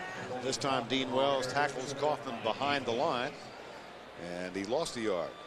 Hey, it's the one thing you got to like about a guy like Donald Hollis, though, when you talk about a quarterback that's been a backup, is as he's had a chance to play, and the more times he's gotten the reps in practice and the games he's gotten to play, he's learned. He's rarely making the same mistake twice, and that's something I think you look at what John Gruden's looking for in a backup quarterback. I think that's one of the main traits. Second down and 12 after the 2-yard loss. This is John Ritchie in motion left. Play fake. Hollis bumps, settles for the short man. Kaufman has him running wide open at the 50-yard line and down at the 49. Cortez Kennedy, Jay Bellamy get there defensively, but a gain of 11. Hey, it's great to watch the body language of a quarterback when he drops back to pass, and he seems to be all full of himself and cocked up to just go, I'm going to throw it long, and then have to go, ding. You know, you knew he wanted to drill that one down the field, but a good job of patience, reading the defense and seeing all he really had was that little dump off the Kaufman. 3rd and 1, Tim Brown in motion. Kaufman, or Harvey Williams it is, right up the middle. And that's a first down. Oakland inside the 45. And we've got a fight that's broken out with Michael Sinclair and Ricky Dudley. It was pretty much a full-fledged, ugly face mask pulling, punch swinging kind of a deal. Sound like Tom Wolfe. And a man in full. Nice adjectives. Here's Tom White. Personal foul. Face mask. Number 70. Defense. 15 yards. The first down. Whoa. I don't know. I think Dennis Erickson's got an argument on that one. Because that little experience and dance between Sinclair and Dudley seemed to be two-sided. I was watching the whole thing, and no one got the better part of the other guy, but it was pretty much a case where John Gruden's tight end, Ricky Dudley, had every bit as much of aggressive nature as Michael Sinclair did, and also had a hold of his face mask. First down at the 28. Harvey Williams back on the field. Here's Hollis. Pumps, goes across the middle. Caught at the 25 by Dudley, who was taken down by Chad Brown. Well, remember 2 weeks ago, it was the wide receiver and the cornerback, Tim Brown and Sean Springs, who had a gentle conversation. And this is why. This is the new NFL between wide receivers and defensive backs. That's not a fight. I mean, those were big guys. That was Sinclair and that was Dudley. I mean, that's a fight. Okay. That looks like a scratching contest. I knew that would come up. Second down and 6. Reverse? No, they fake the reverse. Harvey Williams bolts up the middle. First and goal, Oakland at the 7. A 17-yard gain as they fake the reverse. That's the kind of play I'm talking about up front when you get Steve Wisniewski, Barrett Robbins, Derek Graham. Just push and push. Nice seal block on the backside by Lincoln Kennedy. It looks like it's a straight ahead play, folks, but everything's moving one way. You get a seal block by Kennedy, and that's an instant gaping hole for Harvey Williams. Raiders do have to waste a timeout, however, as they regroup at the 7-yard line. There's a seal block by Lincoln Kennedy. That's some football. We play at the Coliseum midway through the third quarter. Key game, both clubs. The Raiders trail by 3. First and goal at the 7. Double tight end set. It'll be Harvey Williams coming right. And stopped for no gain. He might have lost a yard, as Sean Springs came up to help Michael Sinclair and Chad Brown. Yeah, that's one thing. This is the type of part of the field you have got to see that passion out of the Seattle defense. You've got to see the passion out of the Raiders offensive line. This is not the pretty part of the field. This is the ugly part of the field, and the ugliest guys win. Dudley tight to the left side. Tim Brown is split left, and Hollis will throw across the middle. Flag is down as the pass was almost picked off. Pass incomplete. That's going to be pass interference. Penalty flags in the field. Team only in the coverage.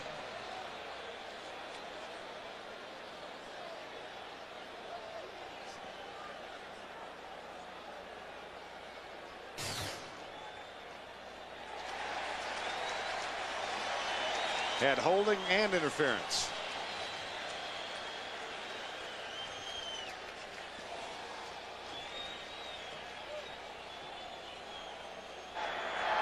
Illegal contact. Number 51, defense. That'll be half the distance to the goal. Be first down. Holding. Number 27, defense. Penalty is declined. So here's Willie Williams working against Tim Brown. Remember, this holding is declined. It's a lot of holding for an awful lot of nothing.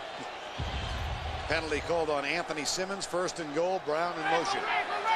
Harvey Williams slips. Nailed at the 2. Anthony Simmons, number 51, getting the start in place of Darren Smith today. And that's really the part of the field that, you know, you open yourself up for a young linebacker like that, like Simmons, to get a shot on you if you're Harvey Williams, with that hesitation and slip. That little hesitation and slip and loss of balance enabled Anthony Simmons to make that hit and keep him out of the end zone. Second down and goal. Jet goes wide left. Ritchie in as a fullback in front of Harvey Williams. Handoff Williams. Down at the 1, or just inside. Darrell Williams makes the tackle. You know, remember last week, Vern, against Baltimore, the Raiders got in this situation. What do they call first play? How about a quarterback sneak? Remember, the ball has to just crease the goal line, just the very front of that white line. They said it didn't get in, and it really, really cost the Raiders the ball game in the end. 10th play of the drive, 3rd and goal. Williams the deep back, and here's Hollis trying it again, and did not score.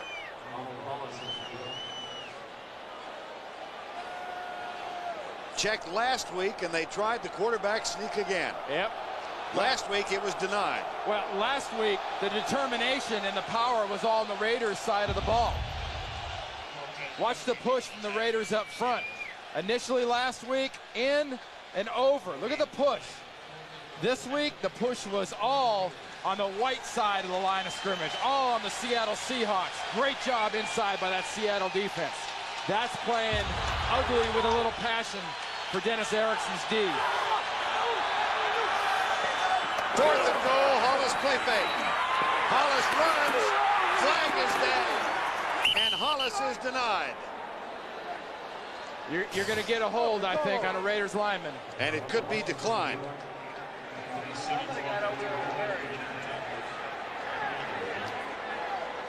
Holding against the Raiders. Holding. Number 76. Penalty is declined. First down. My goodness, Steve Wisniewski. Now that's the kind of lift Dennis Erickson's football team needs. Remember, I told you about the passion. There's Wisniewski grabbing and throwing down Chad Brown. That was the penalty. Hold or not. That was a great defensive stand by Greg McMackin's defense. They had that place stuffed. And how did Dennis Erickson react?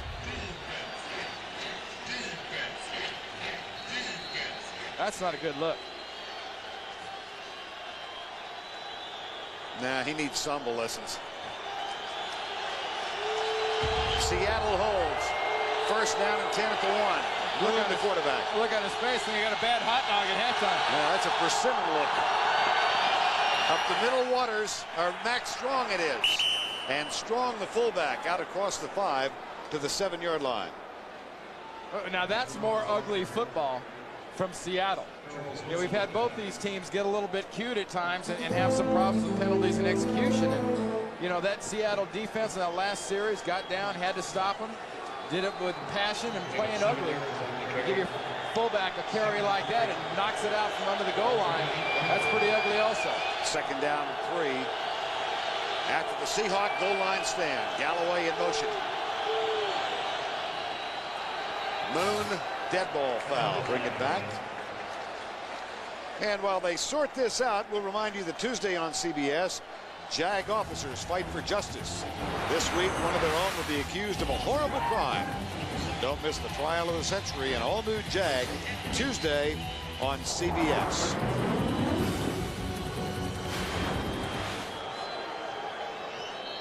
Penalty against Howard Ballard.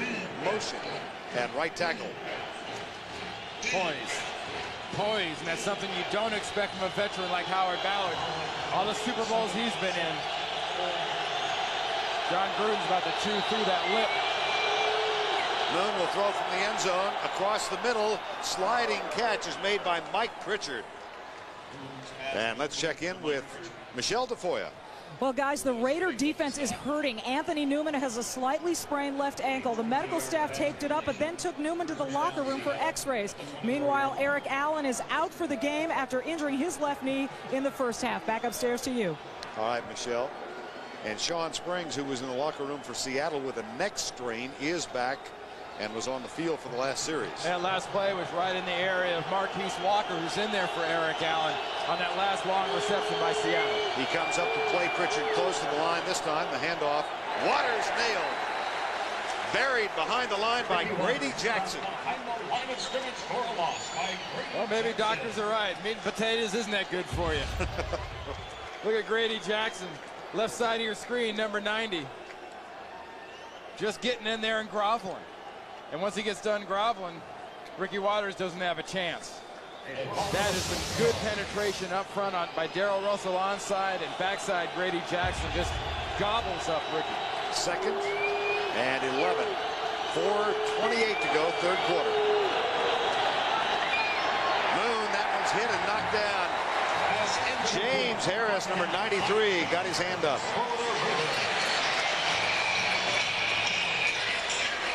If there's a part of this Raiders football team you have to say is has the passion, has the want to, it is definitely this defense. And James Harris working right there against Walter Jones. Didn't do bad, didn't get to the quarterback, but he was smart enough to get his hands up there and block that pass. Third and 11. The Seahawks had yet to convert a third down. Blitz coming. Moon is down. Grady Jackson. It'll be fourth down. We'll go to Jim Nance. All right, guys. Jermaine Lewis, big touchdown maker for the Ravens this season. 7 touchdowns, averaging 57 yards a touchdown. And just on that note, watch this. Harbaugh goes 58 yards, almost on the average to Lewis for the bomb and the score. And the Ravens now lead. Back to you. Here's the fourth down punt. Jeff Fiegels. Right side, Desmond Howard says, get away from it. Not a particularly effective punt. Worse than that. 27 yards, Jeff Fiegels. The NFL on CBS is sponsored by AC Delco Automotive Parts. If you're not asking for it, you're asking for it. And by MetLife. Get Met, it pays. 10-7 Seattle, 4:03 to go third quarter. A 27-yard Jeff Fiegels punt. has given the Raiders a first down at the Seattle 40. Last time Oakland had the ball, 82-yard drive. Held the ball for 7 minutes, but wind up denied on 4th down. Here's the reverse to James Jett going left. Derek Brown tries to help with a block, but pretty good job of containment.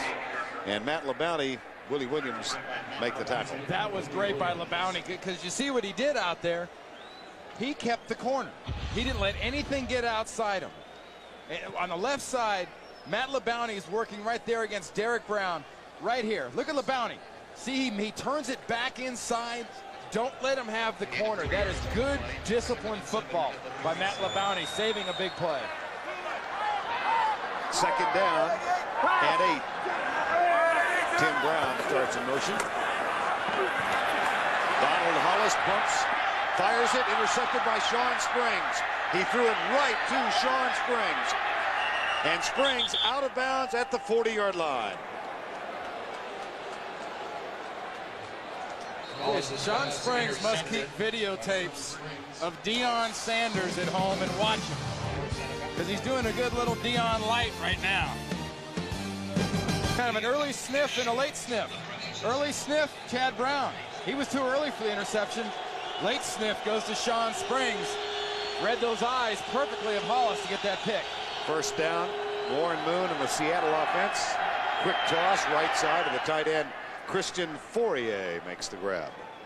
And what really gave Sean Springs the advantage is watch Donald Hollis look around the defense after he takes the snap and go through his progression. 1, 2, safety. Where's my tight end? There he is. Wrong guy. Good thought. Wrong guy. 2nd down and 1. Handoff. Waters struggles for the 1st down, and this will be close with the 2nd effort. How about this? Warren Moon is going to make an acute right from Edmonton into Canton, Ohio, and the Hall of Fame when it's done 5 years after he retires.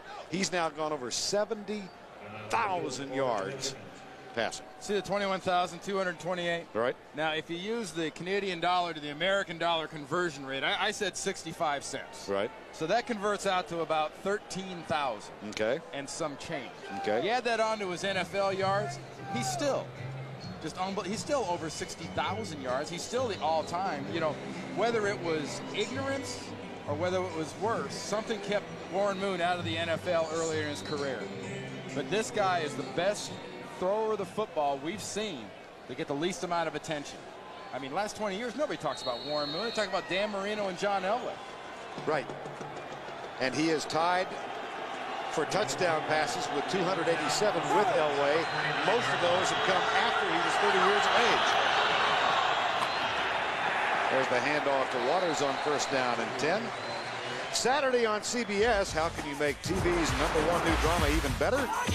Add Arsenio Hall, it says here. Arsenio Hall teams up with Sammo Hung on an all-new episode of Martial Law Saturday on CBS.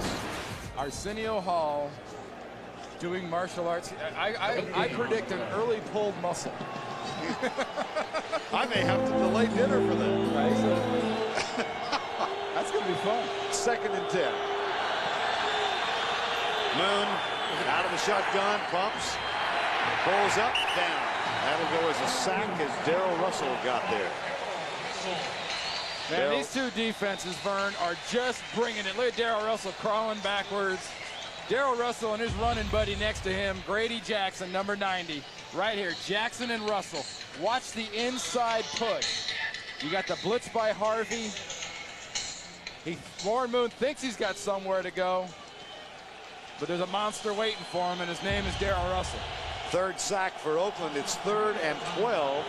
Seahawks still have drawn the donut on 3rd down conversions. Here comes the blitz. Moon goes deep and overthrows his intended receiver, James McKnight.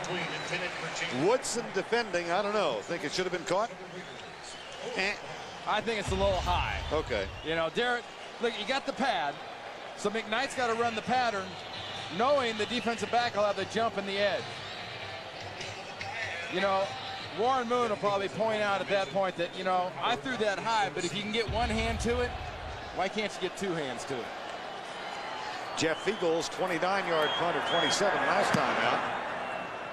Tries to keep this one away from Howard, and as a result it sails over his head into the end zone. That will be a touchback. Coming up tomorrow on CBS, it is Shameless Crossover Monday. The stars of CBS Mondays show up on each other's shows, beginning with Cosby, followed by the King of Queens, Everybody Loves Raymond, Becker, and L.A. Doctors. That's tomorrow right here on CBS. Joey Galloway, 56-yard punt return for a touchdown to open the scoring back in the first quarter. First down and 10.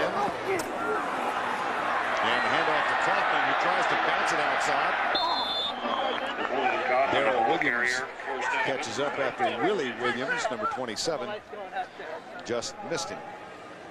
These two defenses have taken this football game over in the second half. And we saw a lot of mistakes offensively and some kind of dumb plays early in this football game. But Dean Wells and this Seahawk defense has already got a goal line stand to their credit. Cortez Kennedy's doing a good job up front stuffing people. And Darrell Russell and that Raider defense has got Moon going nowhere. Hollis back to throw. He's been picked off twice in the game. Finds this one over the head of Kaufman on the run out to the left side. And Kaufman points at the sun, or yeah, well, that's his story, and he's sticking to it. Right. So look at James Jett. He's running down inside. Kaufman's going to the outside. Now there's a quick conversation like, what are you doing here? Now maybe the sun gets in his eyes. You know, maybe it does. If I had to go to an excuse, I'd go to that one. Okay. Here's Hollis back on third down. Trapped, caught, dropped. Chad Brown got back there. Chad Brown is having another one of those football games today, ladies and gentlemen. Last week against Kansas City, he lit the Chiefs up, and right now Chad Brown and this defense are just completely stuffing everything that the Raiders want to do. Chad Brown's second sack today. And as the clock winds down, the final 7 seconds of the third quarter will unravel before we snap the football again. At the end of the third quarter. So that's the end of the third quarter with the score. Seattle leading 10-7. Will return right after this message and a word from your local stations. We get started for the fourth quarter. Vern Lundquist, Randy Cross, Michelle Tafoya, 10-7. And on fourth down, Leo Aragu's back to punt. Joey Galloway grabs it at the 34-yard line, comes right and is out of bounds. A flag thrown from across the field. 46-yard punt and 11 on the return if it stands, but there will be a penalty here. The illegal use of hands. That usually means something in the face mask or a push in the back with one of those hands. Against the Seahawks.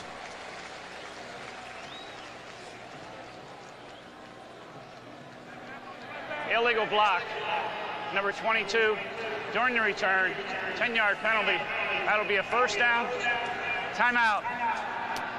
Fred Thomas guilty of the foul. Seahawks lead by 3.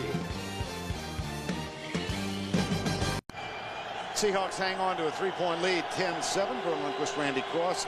Very important game, just to reiterate that fact. Oh, absolutely. You have to have 10 wins for the playoffs this year. Both these teams think they're playoff teams. Warren Moon on first down and 10 gets it to Mike Pritchard, number 85, and that's a gain of 2. Just a recap for you, Joey Galloway returned to punt, 56 yards for a touchdown to give Seahawks a 7-0 lead. Then they got a Todd Peterson field goal to make it 10-0. Desmond Howard returned to punt 63 yards, 10-7 at the half. Significant goal line stand in the third quarter by Seattle, so that's where we are at 10-7. Moon got a man. James McKnight tackled by Marquise Walker. McKnight, a 27-yard gain. Well, if you want the guy to make a catch for you, this is the time to do it. I mean, he's dropped a couple today that were sort of questionable to the ones he absolutely should have had. But on this play here, Warren Moon, just as the receiver McKnight clears the linebacker in that zone, that ball is zipping into McKnight. Good pass and good execution. And a first down 10 at the 48-yard line. They hand it off and do nothing with it. Ricky Waters stopped by Lewis Riddick, number 41. Along Grady with Jackson. Grady Jackson again, Vern. I mean, Grady Jackson and this entire Raiders defense has been tough all year long. One touchdown in the fourth quarter of the football game. Stop for no gain. No gain, second down and 10. Second and 10. Remaining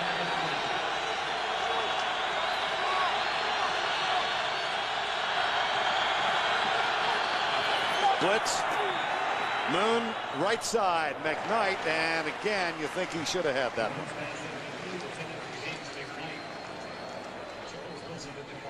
This defense, though, has really been the difference here in Oakland. As you've seen today, it's the reason the Raiders are in this football game, because the offense and Donald Hollis haven't done that much. And Willie Shaw, their new coordinator, here's the difference they've made. I mean, last year, 30th, 30th, and 30th in the three major categories. Third and 10 here. Seattle 0 for 10 on third down conversions.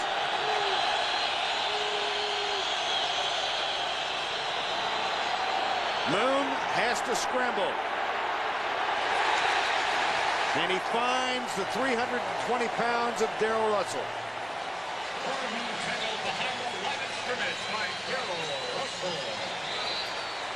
Russell, who told us yesterday, because he was smiling, why shouldn't I be smiling? I get paid millions of dollars for participating in an extracurricular activity. That's a great attitude. Hope he keeps it.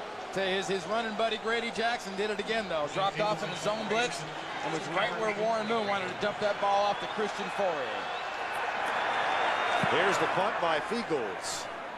Howard comes over, grabs it at the 10. He's down at the 17. Jason Kyle with the tackle, a 41-yard punt, 7 on the return.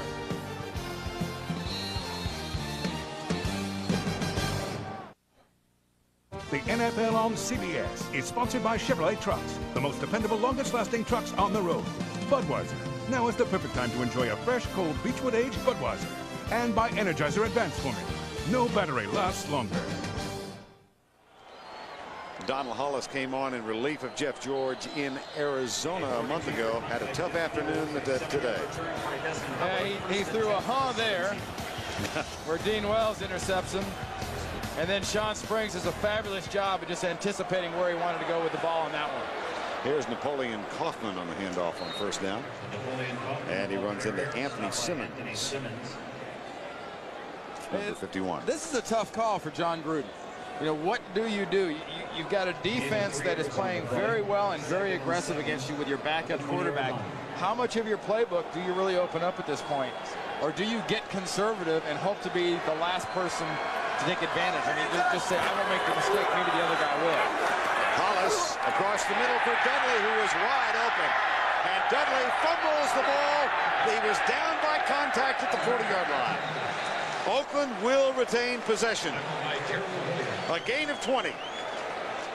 There's the second time today, Vern, Ricky Dudley has run the exact same pattern. Deep over the middle, crossing pattern. A pattern that I think a lot of people associate with wide receivers, but you saw as his helmet hit the ground, the ball came out. So by rule, you know, that's basically the ball is dead at that point, but looked awful close to a fumble. Dudley 4 for 65 now following that 20-yarder. Here's Hollis with a play fake. Steps up, finds Dudley again. Darrell Williams rides him down, but not before he gets inside the 30. They're doing the same thing back-to-back times with Ricky Dudley, and he's the guy you've got to involve. I talked about what's John Gruden going to do with the playbook. John Gruden's going to go back to a staple in this style of offense, and that's getting the ball down the field to your tight end, Ricky Dudley. Dudley again lined up originally at the left tight end position. Donald Hollis got great pass protection. Good execution. Can they finish it off? Handoff. McCallum spills out of a tackle and is down at the 23 by Anthony Simmons. Ever so close for Napoleon McCallum. I can tell you from experience, too, this type of an experience, when you get big plays in a game you haven't played well, the offensive line gets pumped up. You saw Lincoln Kennedy on that last play get out there with Napoleon Kaufman, kind of bat him on the head and get a little excited. You know, Derek Graham and Barrett Robbins, Wisniewski, Mo Collins, even the young guys excited at this point. 2nd down and 4, a 3-point game. They'll come to the left. And he's close for the 1st down inside the 19-yard line. At the 18, Napoleon Kaufman down and stays there. He hangs on to his ankle. We'll check in with Jim Nance.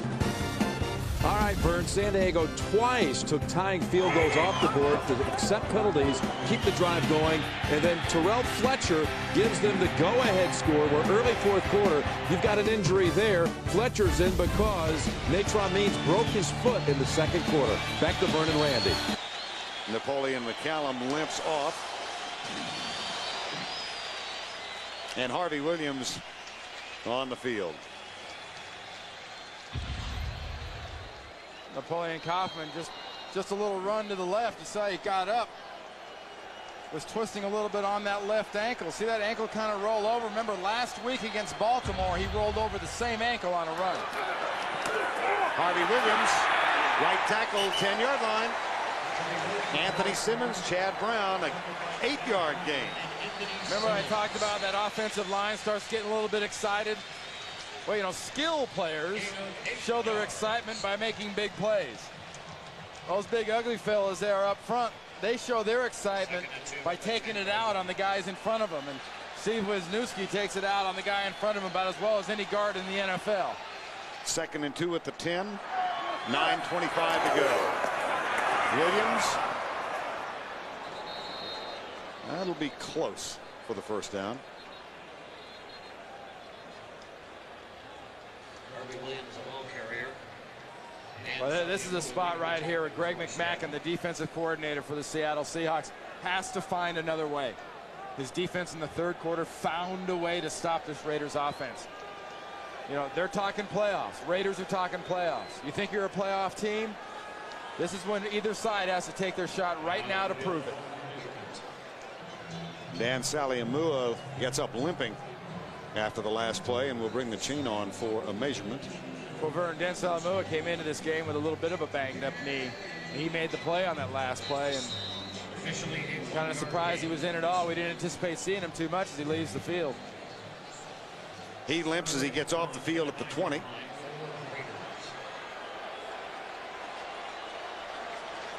Third down. 10-7.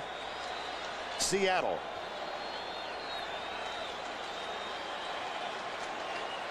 Brown right, Mickens left. Ritchie the fullback behind Donald Hollis.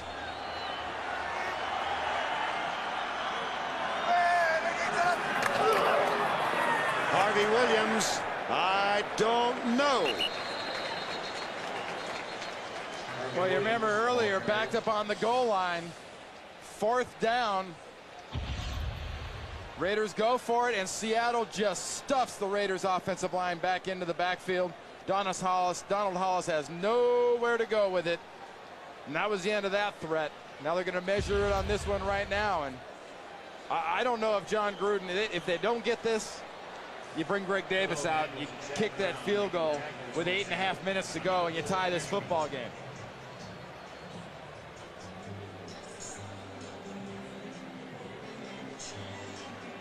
Short.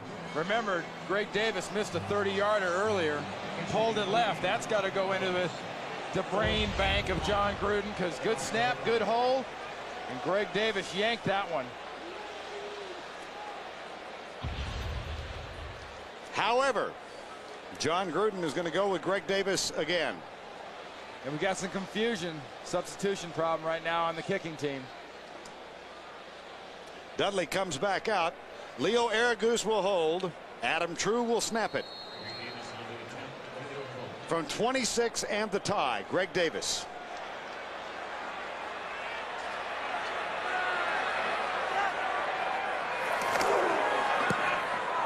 We're tied at 10. 8 minutes and 18 seconds remaining in regulation. Davis hammers it home to notch it. Tied at 10, 8:17 to go regulation. Leo Araguz will kick off now for the Raiders, who used the passing of Donald Hollis and the catching of Ricky Dudley to position themselves for the tying field goal.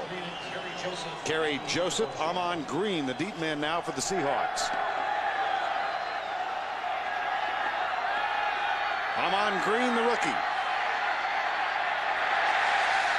Down at the 21-yard line.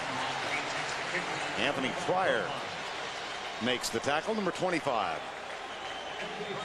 And this just really seems to be a Raiders-Seahawks game. You should take a look there at Napoleon Kaufman testing out that left ankle. Sprained it last week against Baltimore and re-sprained it here today. But, you know, these games, whether it's 30-30 or 20-20, or in this case 10-10, always seem to be like this between the Raiders and the Seahawks. Toss to Waters. He comes right and picks up a quick 4 yards to the 25-yard line. Coming tonight on CBS, see how Annie Sullivan sacrificed her life to bring light to Helen Keller in the sequel to The Miracle Worker. Roma Downey and Maura Kelly star in Monday After the Miracle tonight on CBS. Second down and 6. Brian Blades in the lineup now for James McKnight as the third wide receiver. Moon into the flat, dropped, tipped and dropped, and a flag thrown. They may get Richard Harvey. Yep. For a shot on Warren Moon. Wow.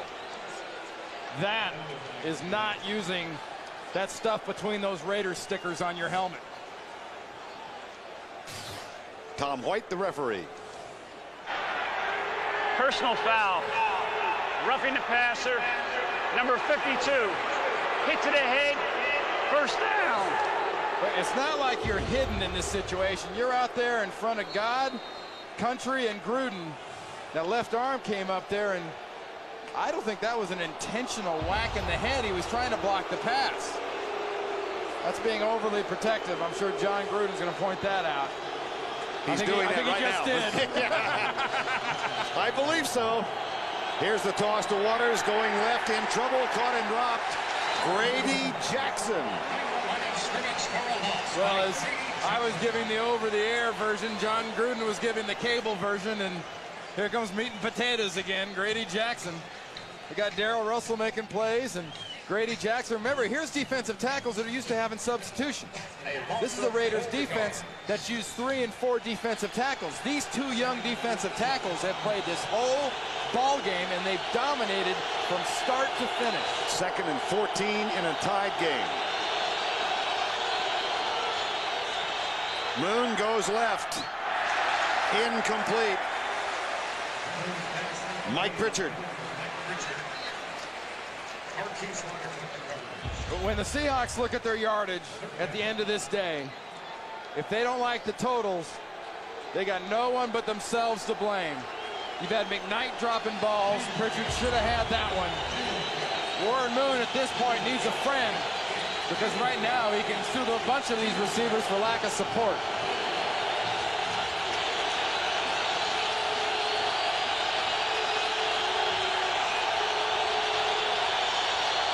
Three-man rush on 3rd and 14. Moon into the flat for Fourier.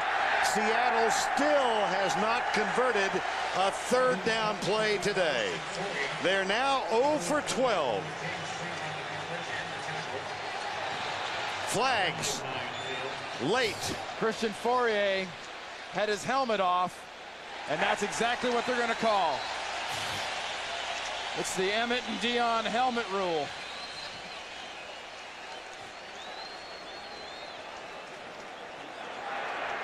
Personal foul. Unnecessary roughness. Number 68 jammed to the head. 15 yards. Down counts, 4th down. No, it wasn't. It was Brian Habib being called late for a jam to the head. Now you want an opportunity and you're the Raiders offense, you just got an opportunity with that penalty. It's going to set up some great field position. Brian Habib just lost his cool. 10th punt for Jeff Eagles. Howard waits for it at the 30.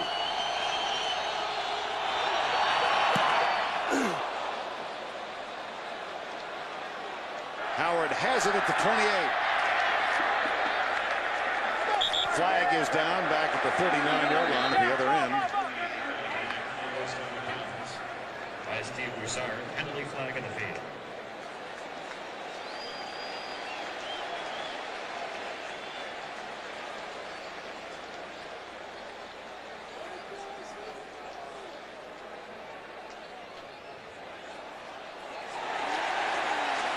An even better field position.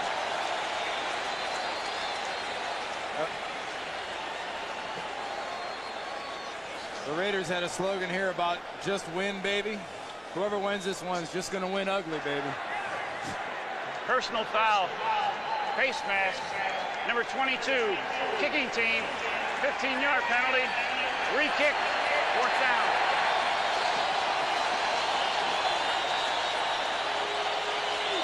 Call on Fred Thomas. I don't think this is going to make the Seahawks proud. They're now in double digits for penalties. 10. Well, they came in here and said, we got to make the big play, make the big catch. They haven't done that. They said, we can't turn over the ball. They've done that. They've turned over the ball. They've had the penalties. If you kick the ball to Desmond Howard here, you're out of your mind.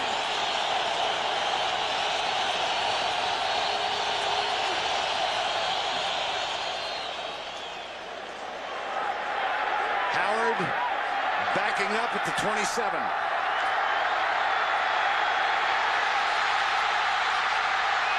Out of bounds at the 44.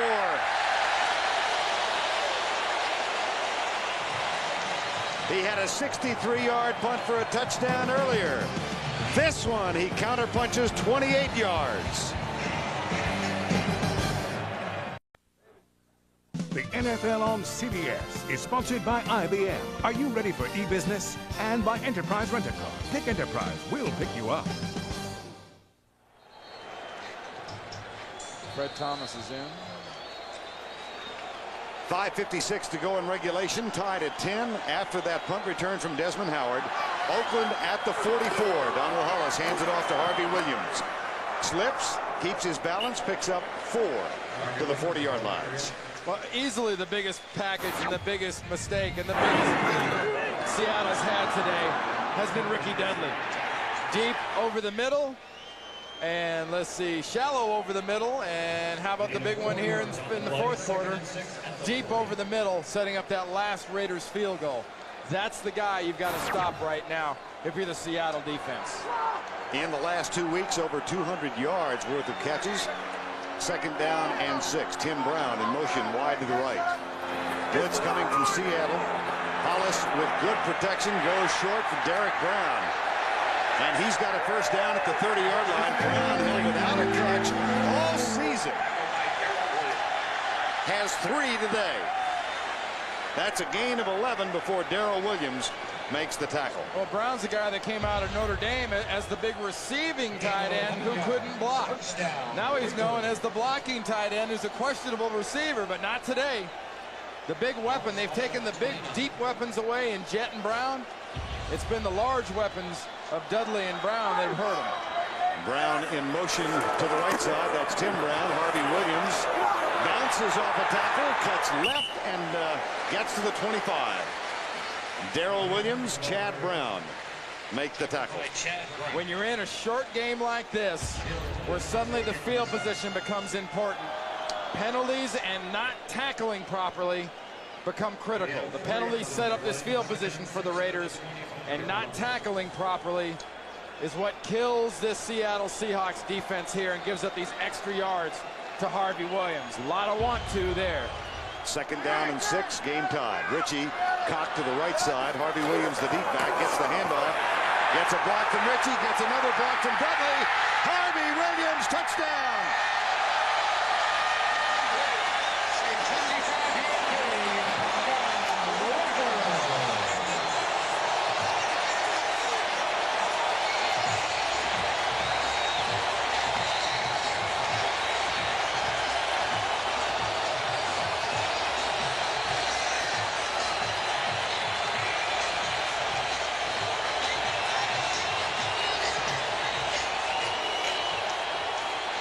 Dean Wells and Chad Brown had chances to tackle Harvey Williams, and he wouldn't go down. Dennis Erickson saw the key penalty, set up the field position, and bad tackling just cost the Seahawks a touchdown. Greg Davis for the extra point. Desmond Howard scored 1 from 63 with a punt return. He sets this one up with a punt return. Harvey Williams scores it from 25 yards out. And Oakland has 17 unanswered points. Yeah, what you have to watch is watch the lane that opens up on this side of the offense for the Oakland Raiders. What a nice job by Lincoln Kennedy. A great job by Ricky Dudley. A nice job by John Ritchie. And sloppy, pathetic attempts at tackling by the Seattle defense. Look at the bodies in the black jerseys are on the bodies on the white jerseys. And the bodies in the white jerseys that have a shot just can't do it.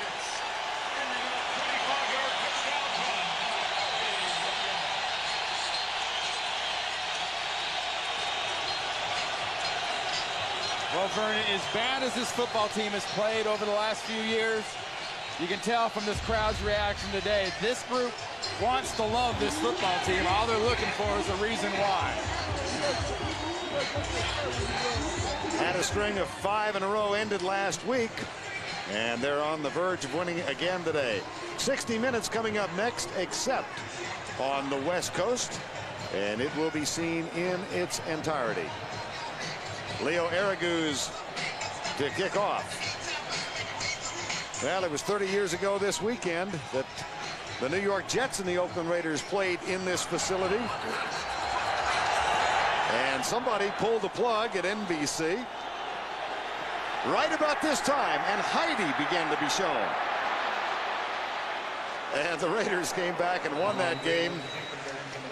We will not pull the plug. We invite you to stay with CBS tonight. When this is over, you'll see 60 Minutes, followed by Touched by an Angel, and then the CBS Sunday movie, Monday After the Miracle. Yeah, I actually remember that. Do you? Yeah, I absolutely do. I do too, but I've got a couple of years on you. John Gruden said he was only 5 years old. He was watching Heidi. He didn't care about the ball game. 30 years ago, it was a very significant event in the history of the old AFL. Here's Moon back. Comes right. Catch is made up at the 48-yard line by Mike Pritchard, and then Lewis Riddick is there to nail him. A 13-yard gain. Grady Jackson with the pressure. Yeah, I mean, good poise by Warren Moon getting out of that pocket, because Grady Jackson keeps it up. He and Darrell Russell are throwing fits in there. They are giving Derek Graham, the guards, Graham and Kendall, all they can handle up front. They're the reason this defense has done what it does, and they're the ones this defense needs to get Warren Moon and stop the run. Ricky Waters heads left. Gets by James Trapp across the 50, and a flag accompanies the tackle. It's going to be a push in the back. I think it's going to be called on Joey Galloway. They got the corner quick, and then Galloway tried to make a block to spring him the extra yards.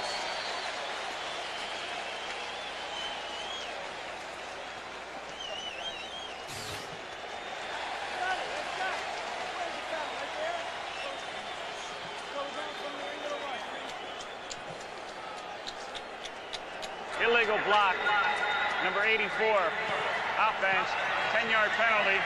That'll be enforced at the end of the run. First down. Just when you take one step forward, Dennis, you take 2 steps back, and Watch Joey Galloway, top of the screen, 84, right there on Marquise Walker. You see those two hands in the push, one hand in the 3, one hand in the 8. That was the blocking problem. Had the corner, didn't really need to do that. After the penalty, 1st and 13 from the 45. Moon pumps once, finds his receiver Fourier at the 49-yard line, so that's about 5. Greg Biekert, number 54, and Marquise Walker with the tackle. And what goes? Excuse me, Randy. Vern, you got about 3:10 left in this football game for Dennis Erickson's offense to get things moving. You got to start thinking about timeouts. You got to start thinking about field position. You got to start thinking about execution. Do you have the time to be patient, or you just try to jam it down the field? Play fake. Moon goes deep, and he's got a man open. Mike Pritchard to the 23-yard line. A 27-yard gain, Moon to Pritchard. Well, that answers that question. Yes, it does. Well, you know, Seahawks have got 3 timeouts. Raiders have 2 timeouts. And Warren Moves decided the heck with being patient. I'm jamming this thing down the field. I don't think this late in the football game, the style of defense Willie Shaw has been playing, as stifling as Dennis Erickson's seen this Raider defense, that are supposed to be that wide open over the middle. Galloway in a slot to the right.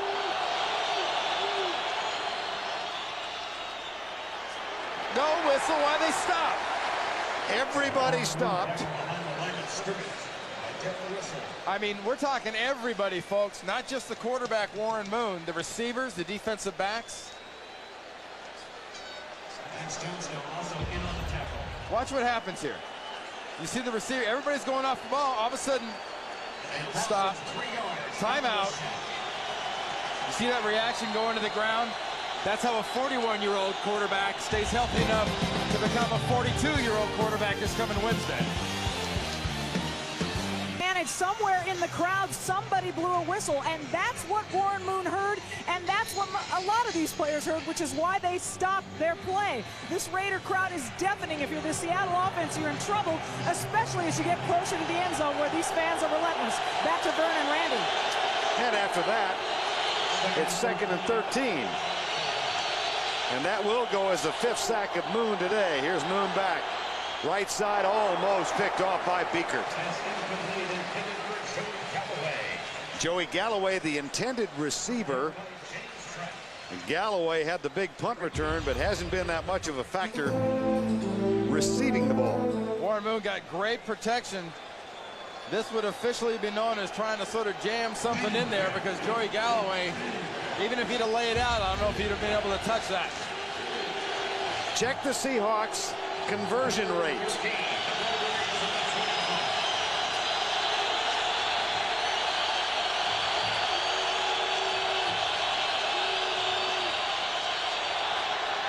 Moon, Galloway.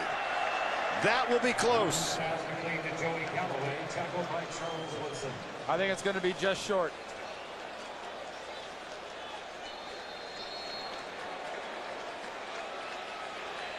And if so, it will be 4th and 1. Timeout called by Seattle.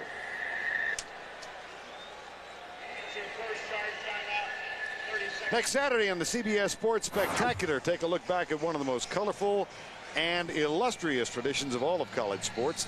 Anchors Away, a history of Navy football presented by the Military Channel. That will be followed by NASDAQ Amex College Football, when the Kentucky Wildcats take on the Tennessee Vols. It all starts with Tim Brando, Craig James, and Lou Holtz on College Football Today.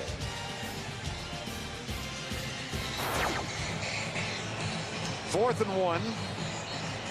Dennis Erickson's bunch. There's 10 teams log jammed in the AFC trying to see who's going to go to the playoffs right now. Who's chasing Denver? Who's chasing Jacksonville? And Willie Shaw's defense right now has a chance to put some space between themselves and the Seahawks and the Chiefs and the rest of this division. 4th and 1. Waters behind Max Strong. That's Millie in motion, the 3rd tight end. They toss it to Waters. He's got the first down at the 11-yard line. Tackle made by Richard Harvey. Nice execution by that Seattle offense. There's Willie Brown, the defensive back coach for the Oakland Raiders, but that was all execution by the Seattle offense. That's having to get that yard, and that's jamming it in the other guy's face. Galloway and Pritchard both wide left. 1st and 10. Moon drills it. Caught. Fourier. Touchdown.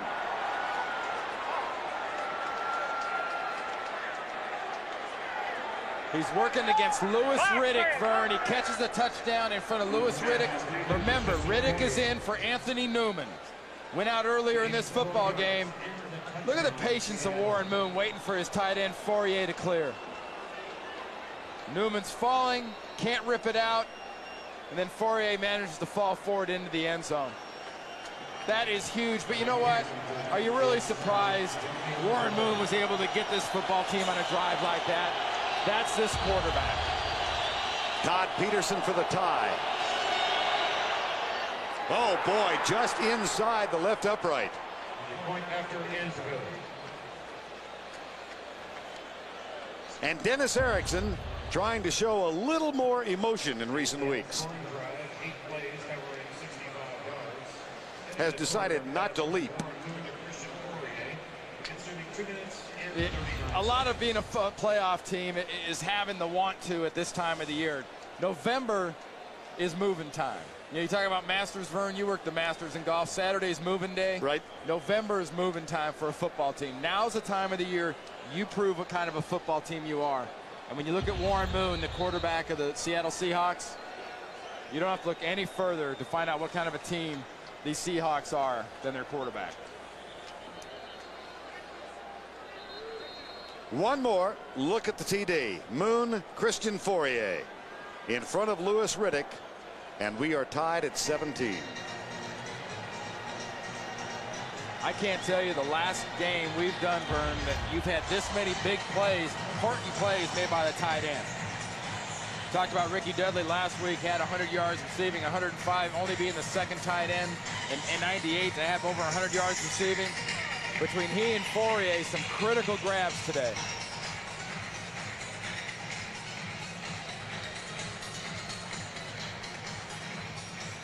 .101 to go in regulation. Todd Peterson will kick off. Both teams 2 timeouts left. Kind of game we've had so far. As the ball falls off the tee, you got to watch these returns. You get this ball to Desmond Howard, you better get both arms around him, because he's not trying to set up field position. He's trying to take this to the house.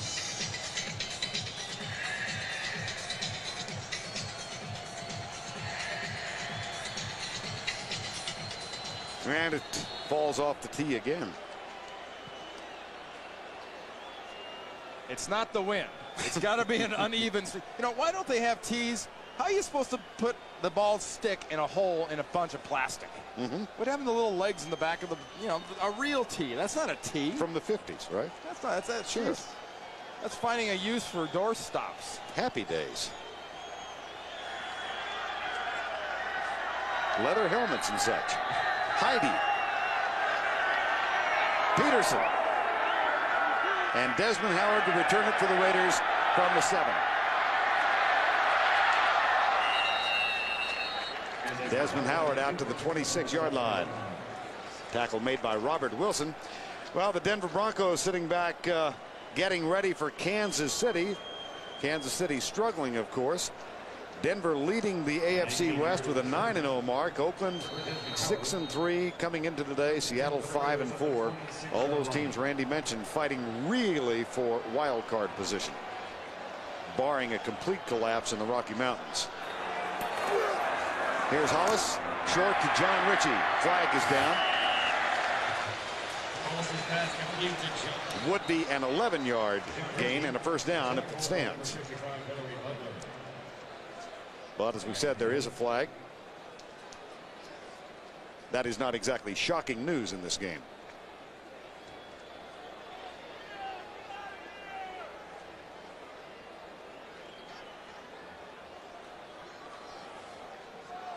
No, we haven't necessarily seen more offense this year or more defense this year, but we have seen more flags this year.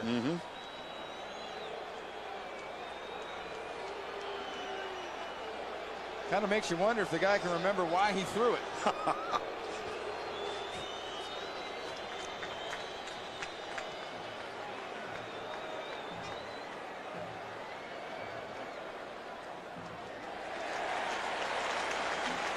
Delay of game, Seattle. You know, Dennis Erickson was out on the field during that play. That may be it. 12 men, defense. Penalty is declined. Take the result of the play. First down. Gain of 12 yards on the play. First and 10 for the Raiders at the 38. Ball at the 38, first down and 10. 48 seconds to go in regulation. Here's Hollis. Coming left. Fights for extra yardage and is down at the 49. That's an 11-yard gain. Got timeout there with 38 seconds left in this half. In this ball game before any kind of overtime happens. This is plenty of time, even with a backup quarterback. I guarantee you, Vern, there's stuff John Gruden is just now unwrapping off that list he's got in front of him, just saying, okay, I didn't want to use this, but now I'm going to have to. Doubleheader for you next week on CBS. The Seattle team will go down to Dallas to take on the Cowboys. Many of you will see that, or Jacksonville, Pittsburgh.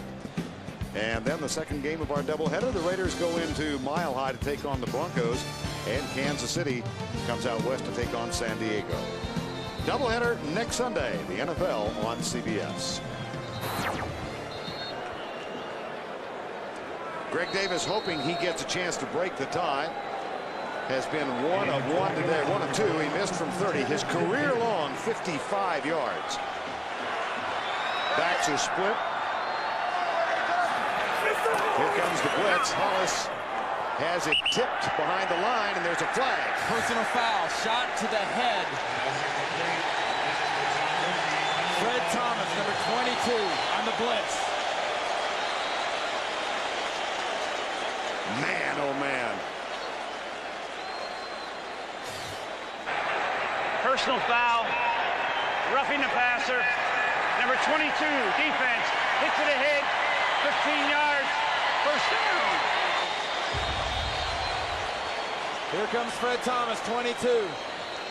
Jumps up, and look at that. The left arm goes right across the chops of Donald Hollis, knocks that chin strap up around Hollis's nose. That's not using your head. That's stupid. Here's Hollis on first down. Fires it to the 21-yard line. Tim Brown. 14-yard gain. Timeout Oakland. That'll be their last. 12 Seattle penalties for 127 yards. John Gruden has Don Hollis go to Tim Brown on first down. And the part of the offense you haven't seen much of. You haven't seen Tim Brown do a whole lot today. He's been working against Sean Springs. It's been a great matchup all day long. When they really absolutely had to have it, Tim Brown found a way to get enough clearance on Sean Springs so Donald Hollis could fit him that ball. Remember, though, this is all set up by that penalty that gave him the field position that enables him to do this. On first down, Greg Davis gets the call. 25 seconds to go, 22 officially. Araguz will hold. This will be from 38. He missed from 30 in the first half.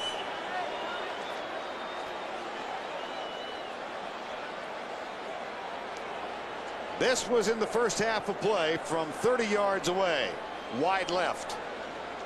He made it from 26, and now Greg Davis has a chance to break the tie. Well, it's a great opportunity to turn that miss into a yeah, but I made the big one. Adam True will snap it. Leo Araguz will hold it. Greg Davis kicks it, and he kicks it perfectly.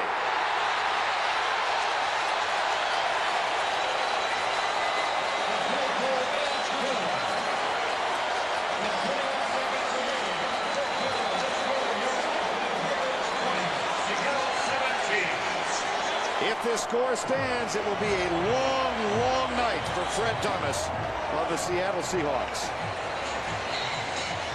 There are hardly any non-self-inflicted wounds on the Seattle Seahawks right now. It's been penalties. It's been missed opportunities. and it's been about redemption and making things better. And John Gruden's football team, like I said earlier, they've just won ugly, baby. Oh.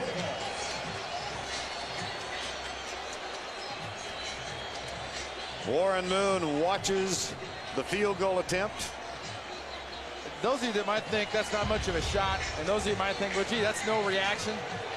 Didn't you ever watch, you know, old Westerns and Fred Thomas with that hit to the head set up the Raiders on that last field position play? But, you know, the old Westerns, did the gunslinger ever react?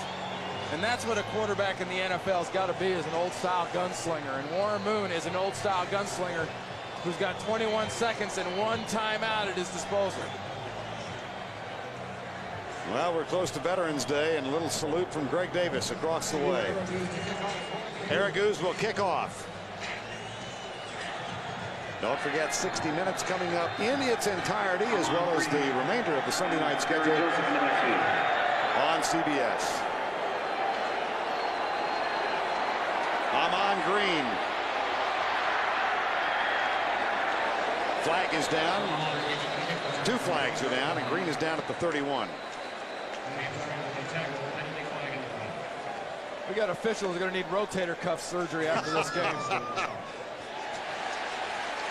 They should be given it even if they don't need it.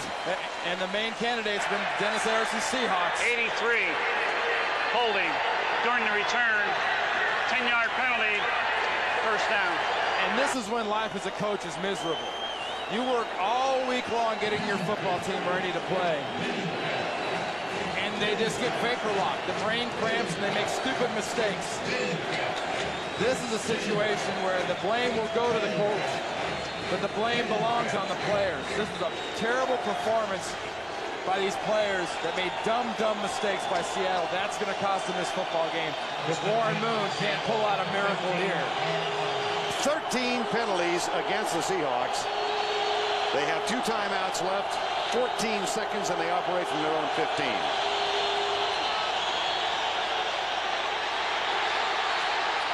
Darrell Russell. How about 42-year-old Warren Moon outrunning 22-year-old Darrell Russell? Oh, don't be fooled. He aged in cryogenic years. It's kind of like being put to sleep, being up in Canada there for those years, freezing his tail off in Edmonton. So he's really probably about a 35-year-old quarterback, and fear can be a great motivator even to a 35-year-old quarterback when you got 320 pounds chasing you. There's Greg Davis. Could be the hero. Could have been the GOAT.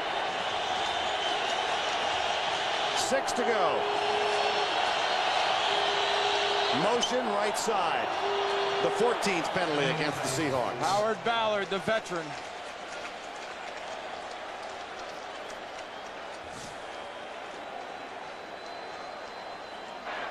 Prior to the snap, false start. Offense, number 75. Raiders victory today would put them at 7-3, send them into Denver next week to take on the Broncos, who play tomorrow night at Kansas City. And a Seattle loss makes them 5-5 with a road trip to Dallas. If John Gruden's football team thinks it can play like this against Denver in Mile High Stadium, they will be a silver and black speed bump if they make this many mistakes against the Broncos. Could be the last play of the game. Warren Moon airs it out. Intercepted by Charles Woodson. Oakland wins it.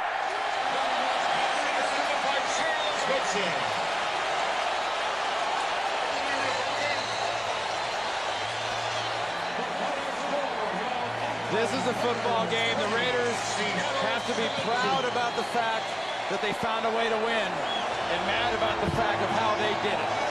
They did it very ugly, and they made a lot of mistakes. And if you're Dennis Erickson and the Seattle Seahawks, you can be mad at no one but yourself, because your receivers dropped balls, your special teamers didn't tackle, and your defense made critical errors at the worst possible time.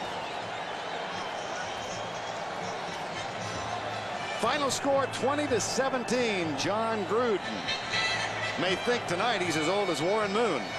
Final 20-17. Oakland, they go to 7-3. The Seahawks fall to 5-5. Coming up next, 60 minutes except on the West Coast. So for Randy Cross and Michelle Tafoya, I'm Vern Lundquist saying so long from Network Associates Coliseum. The Raiders take the edge on a 38-yard field goal by Greg Davis, and they defeat the Seahawks and Warren Moon 20-17. This has been a presentation of CBS Sports.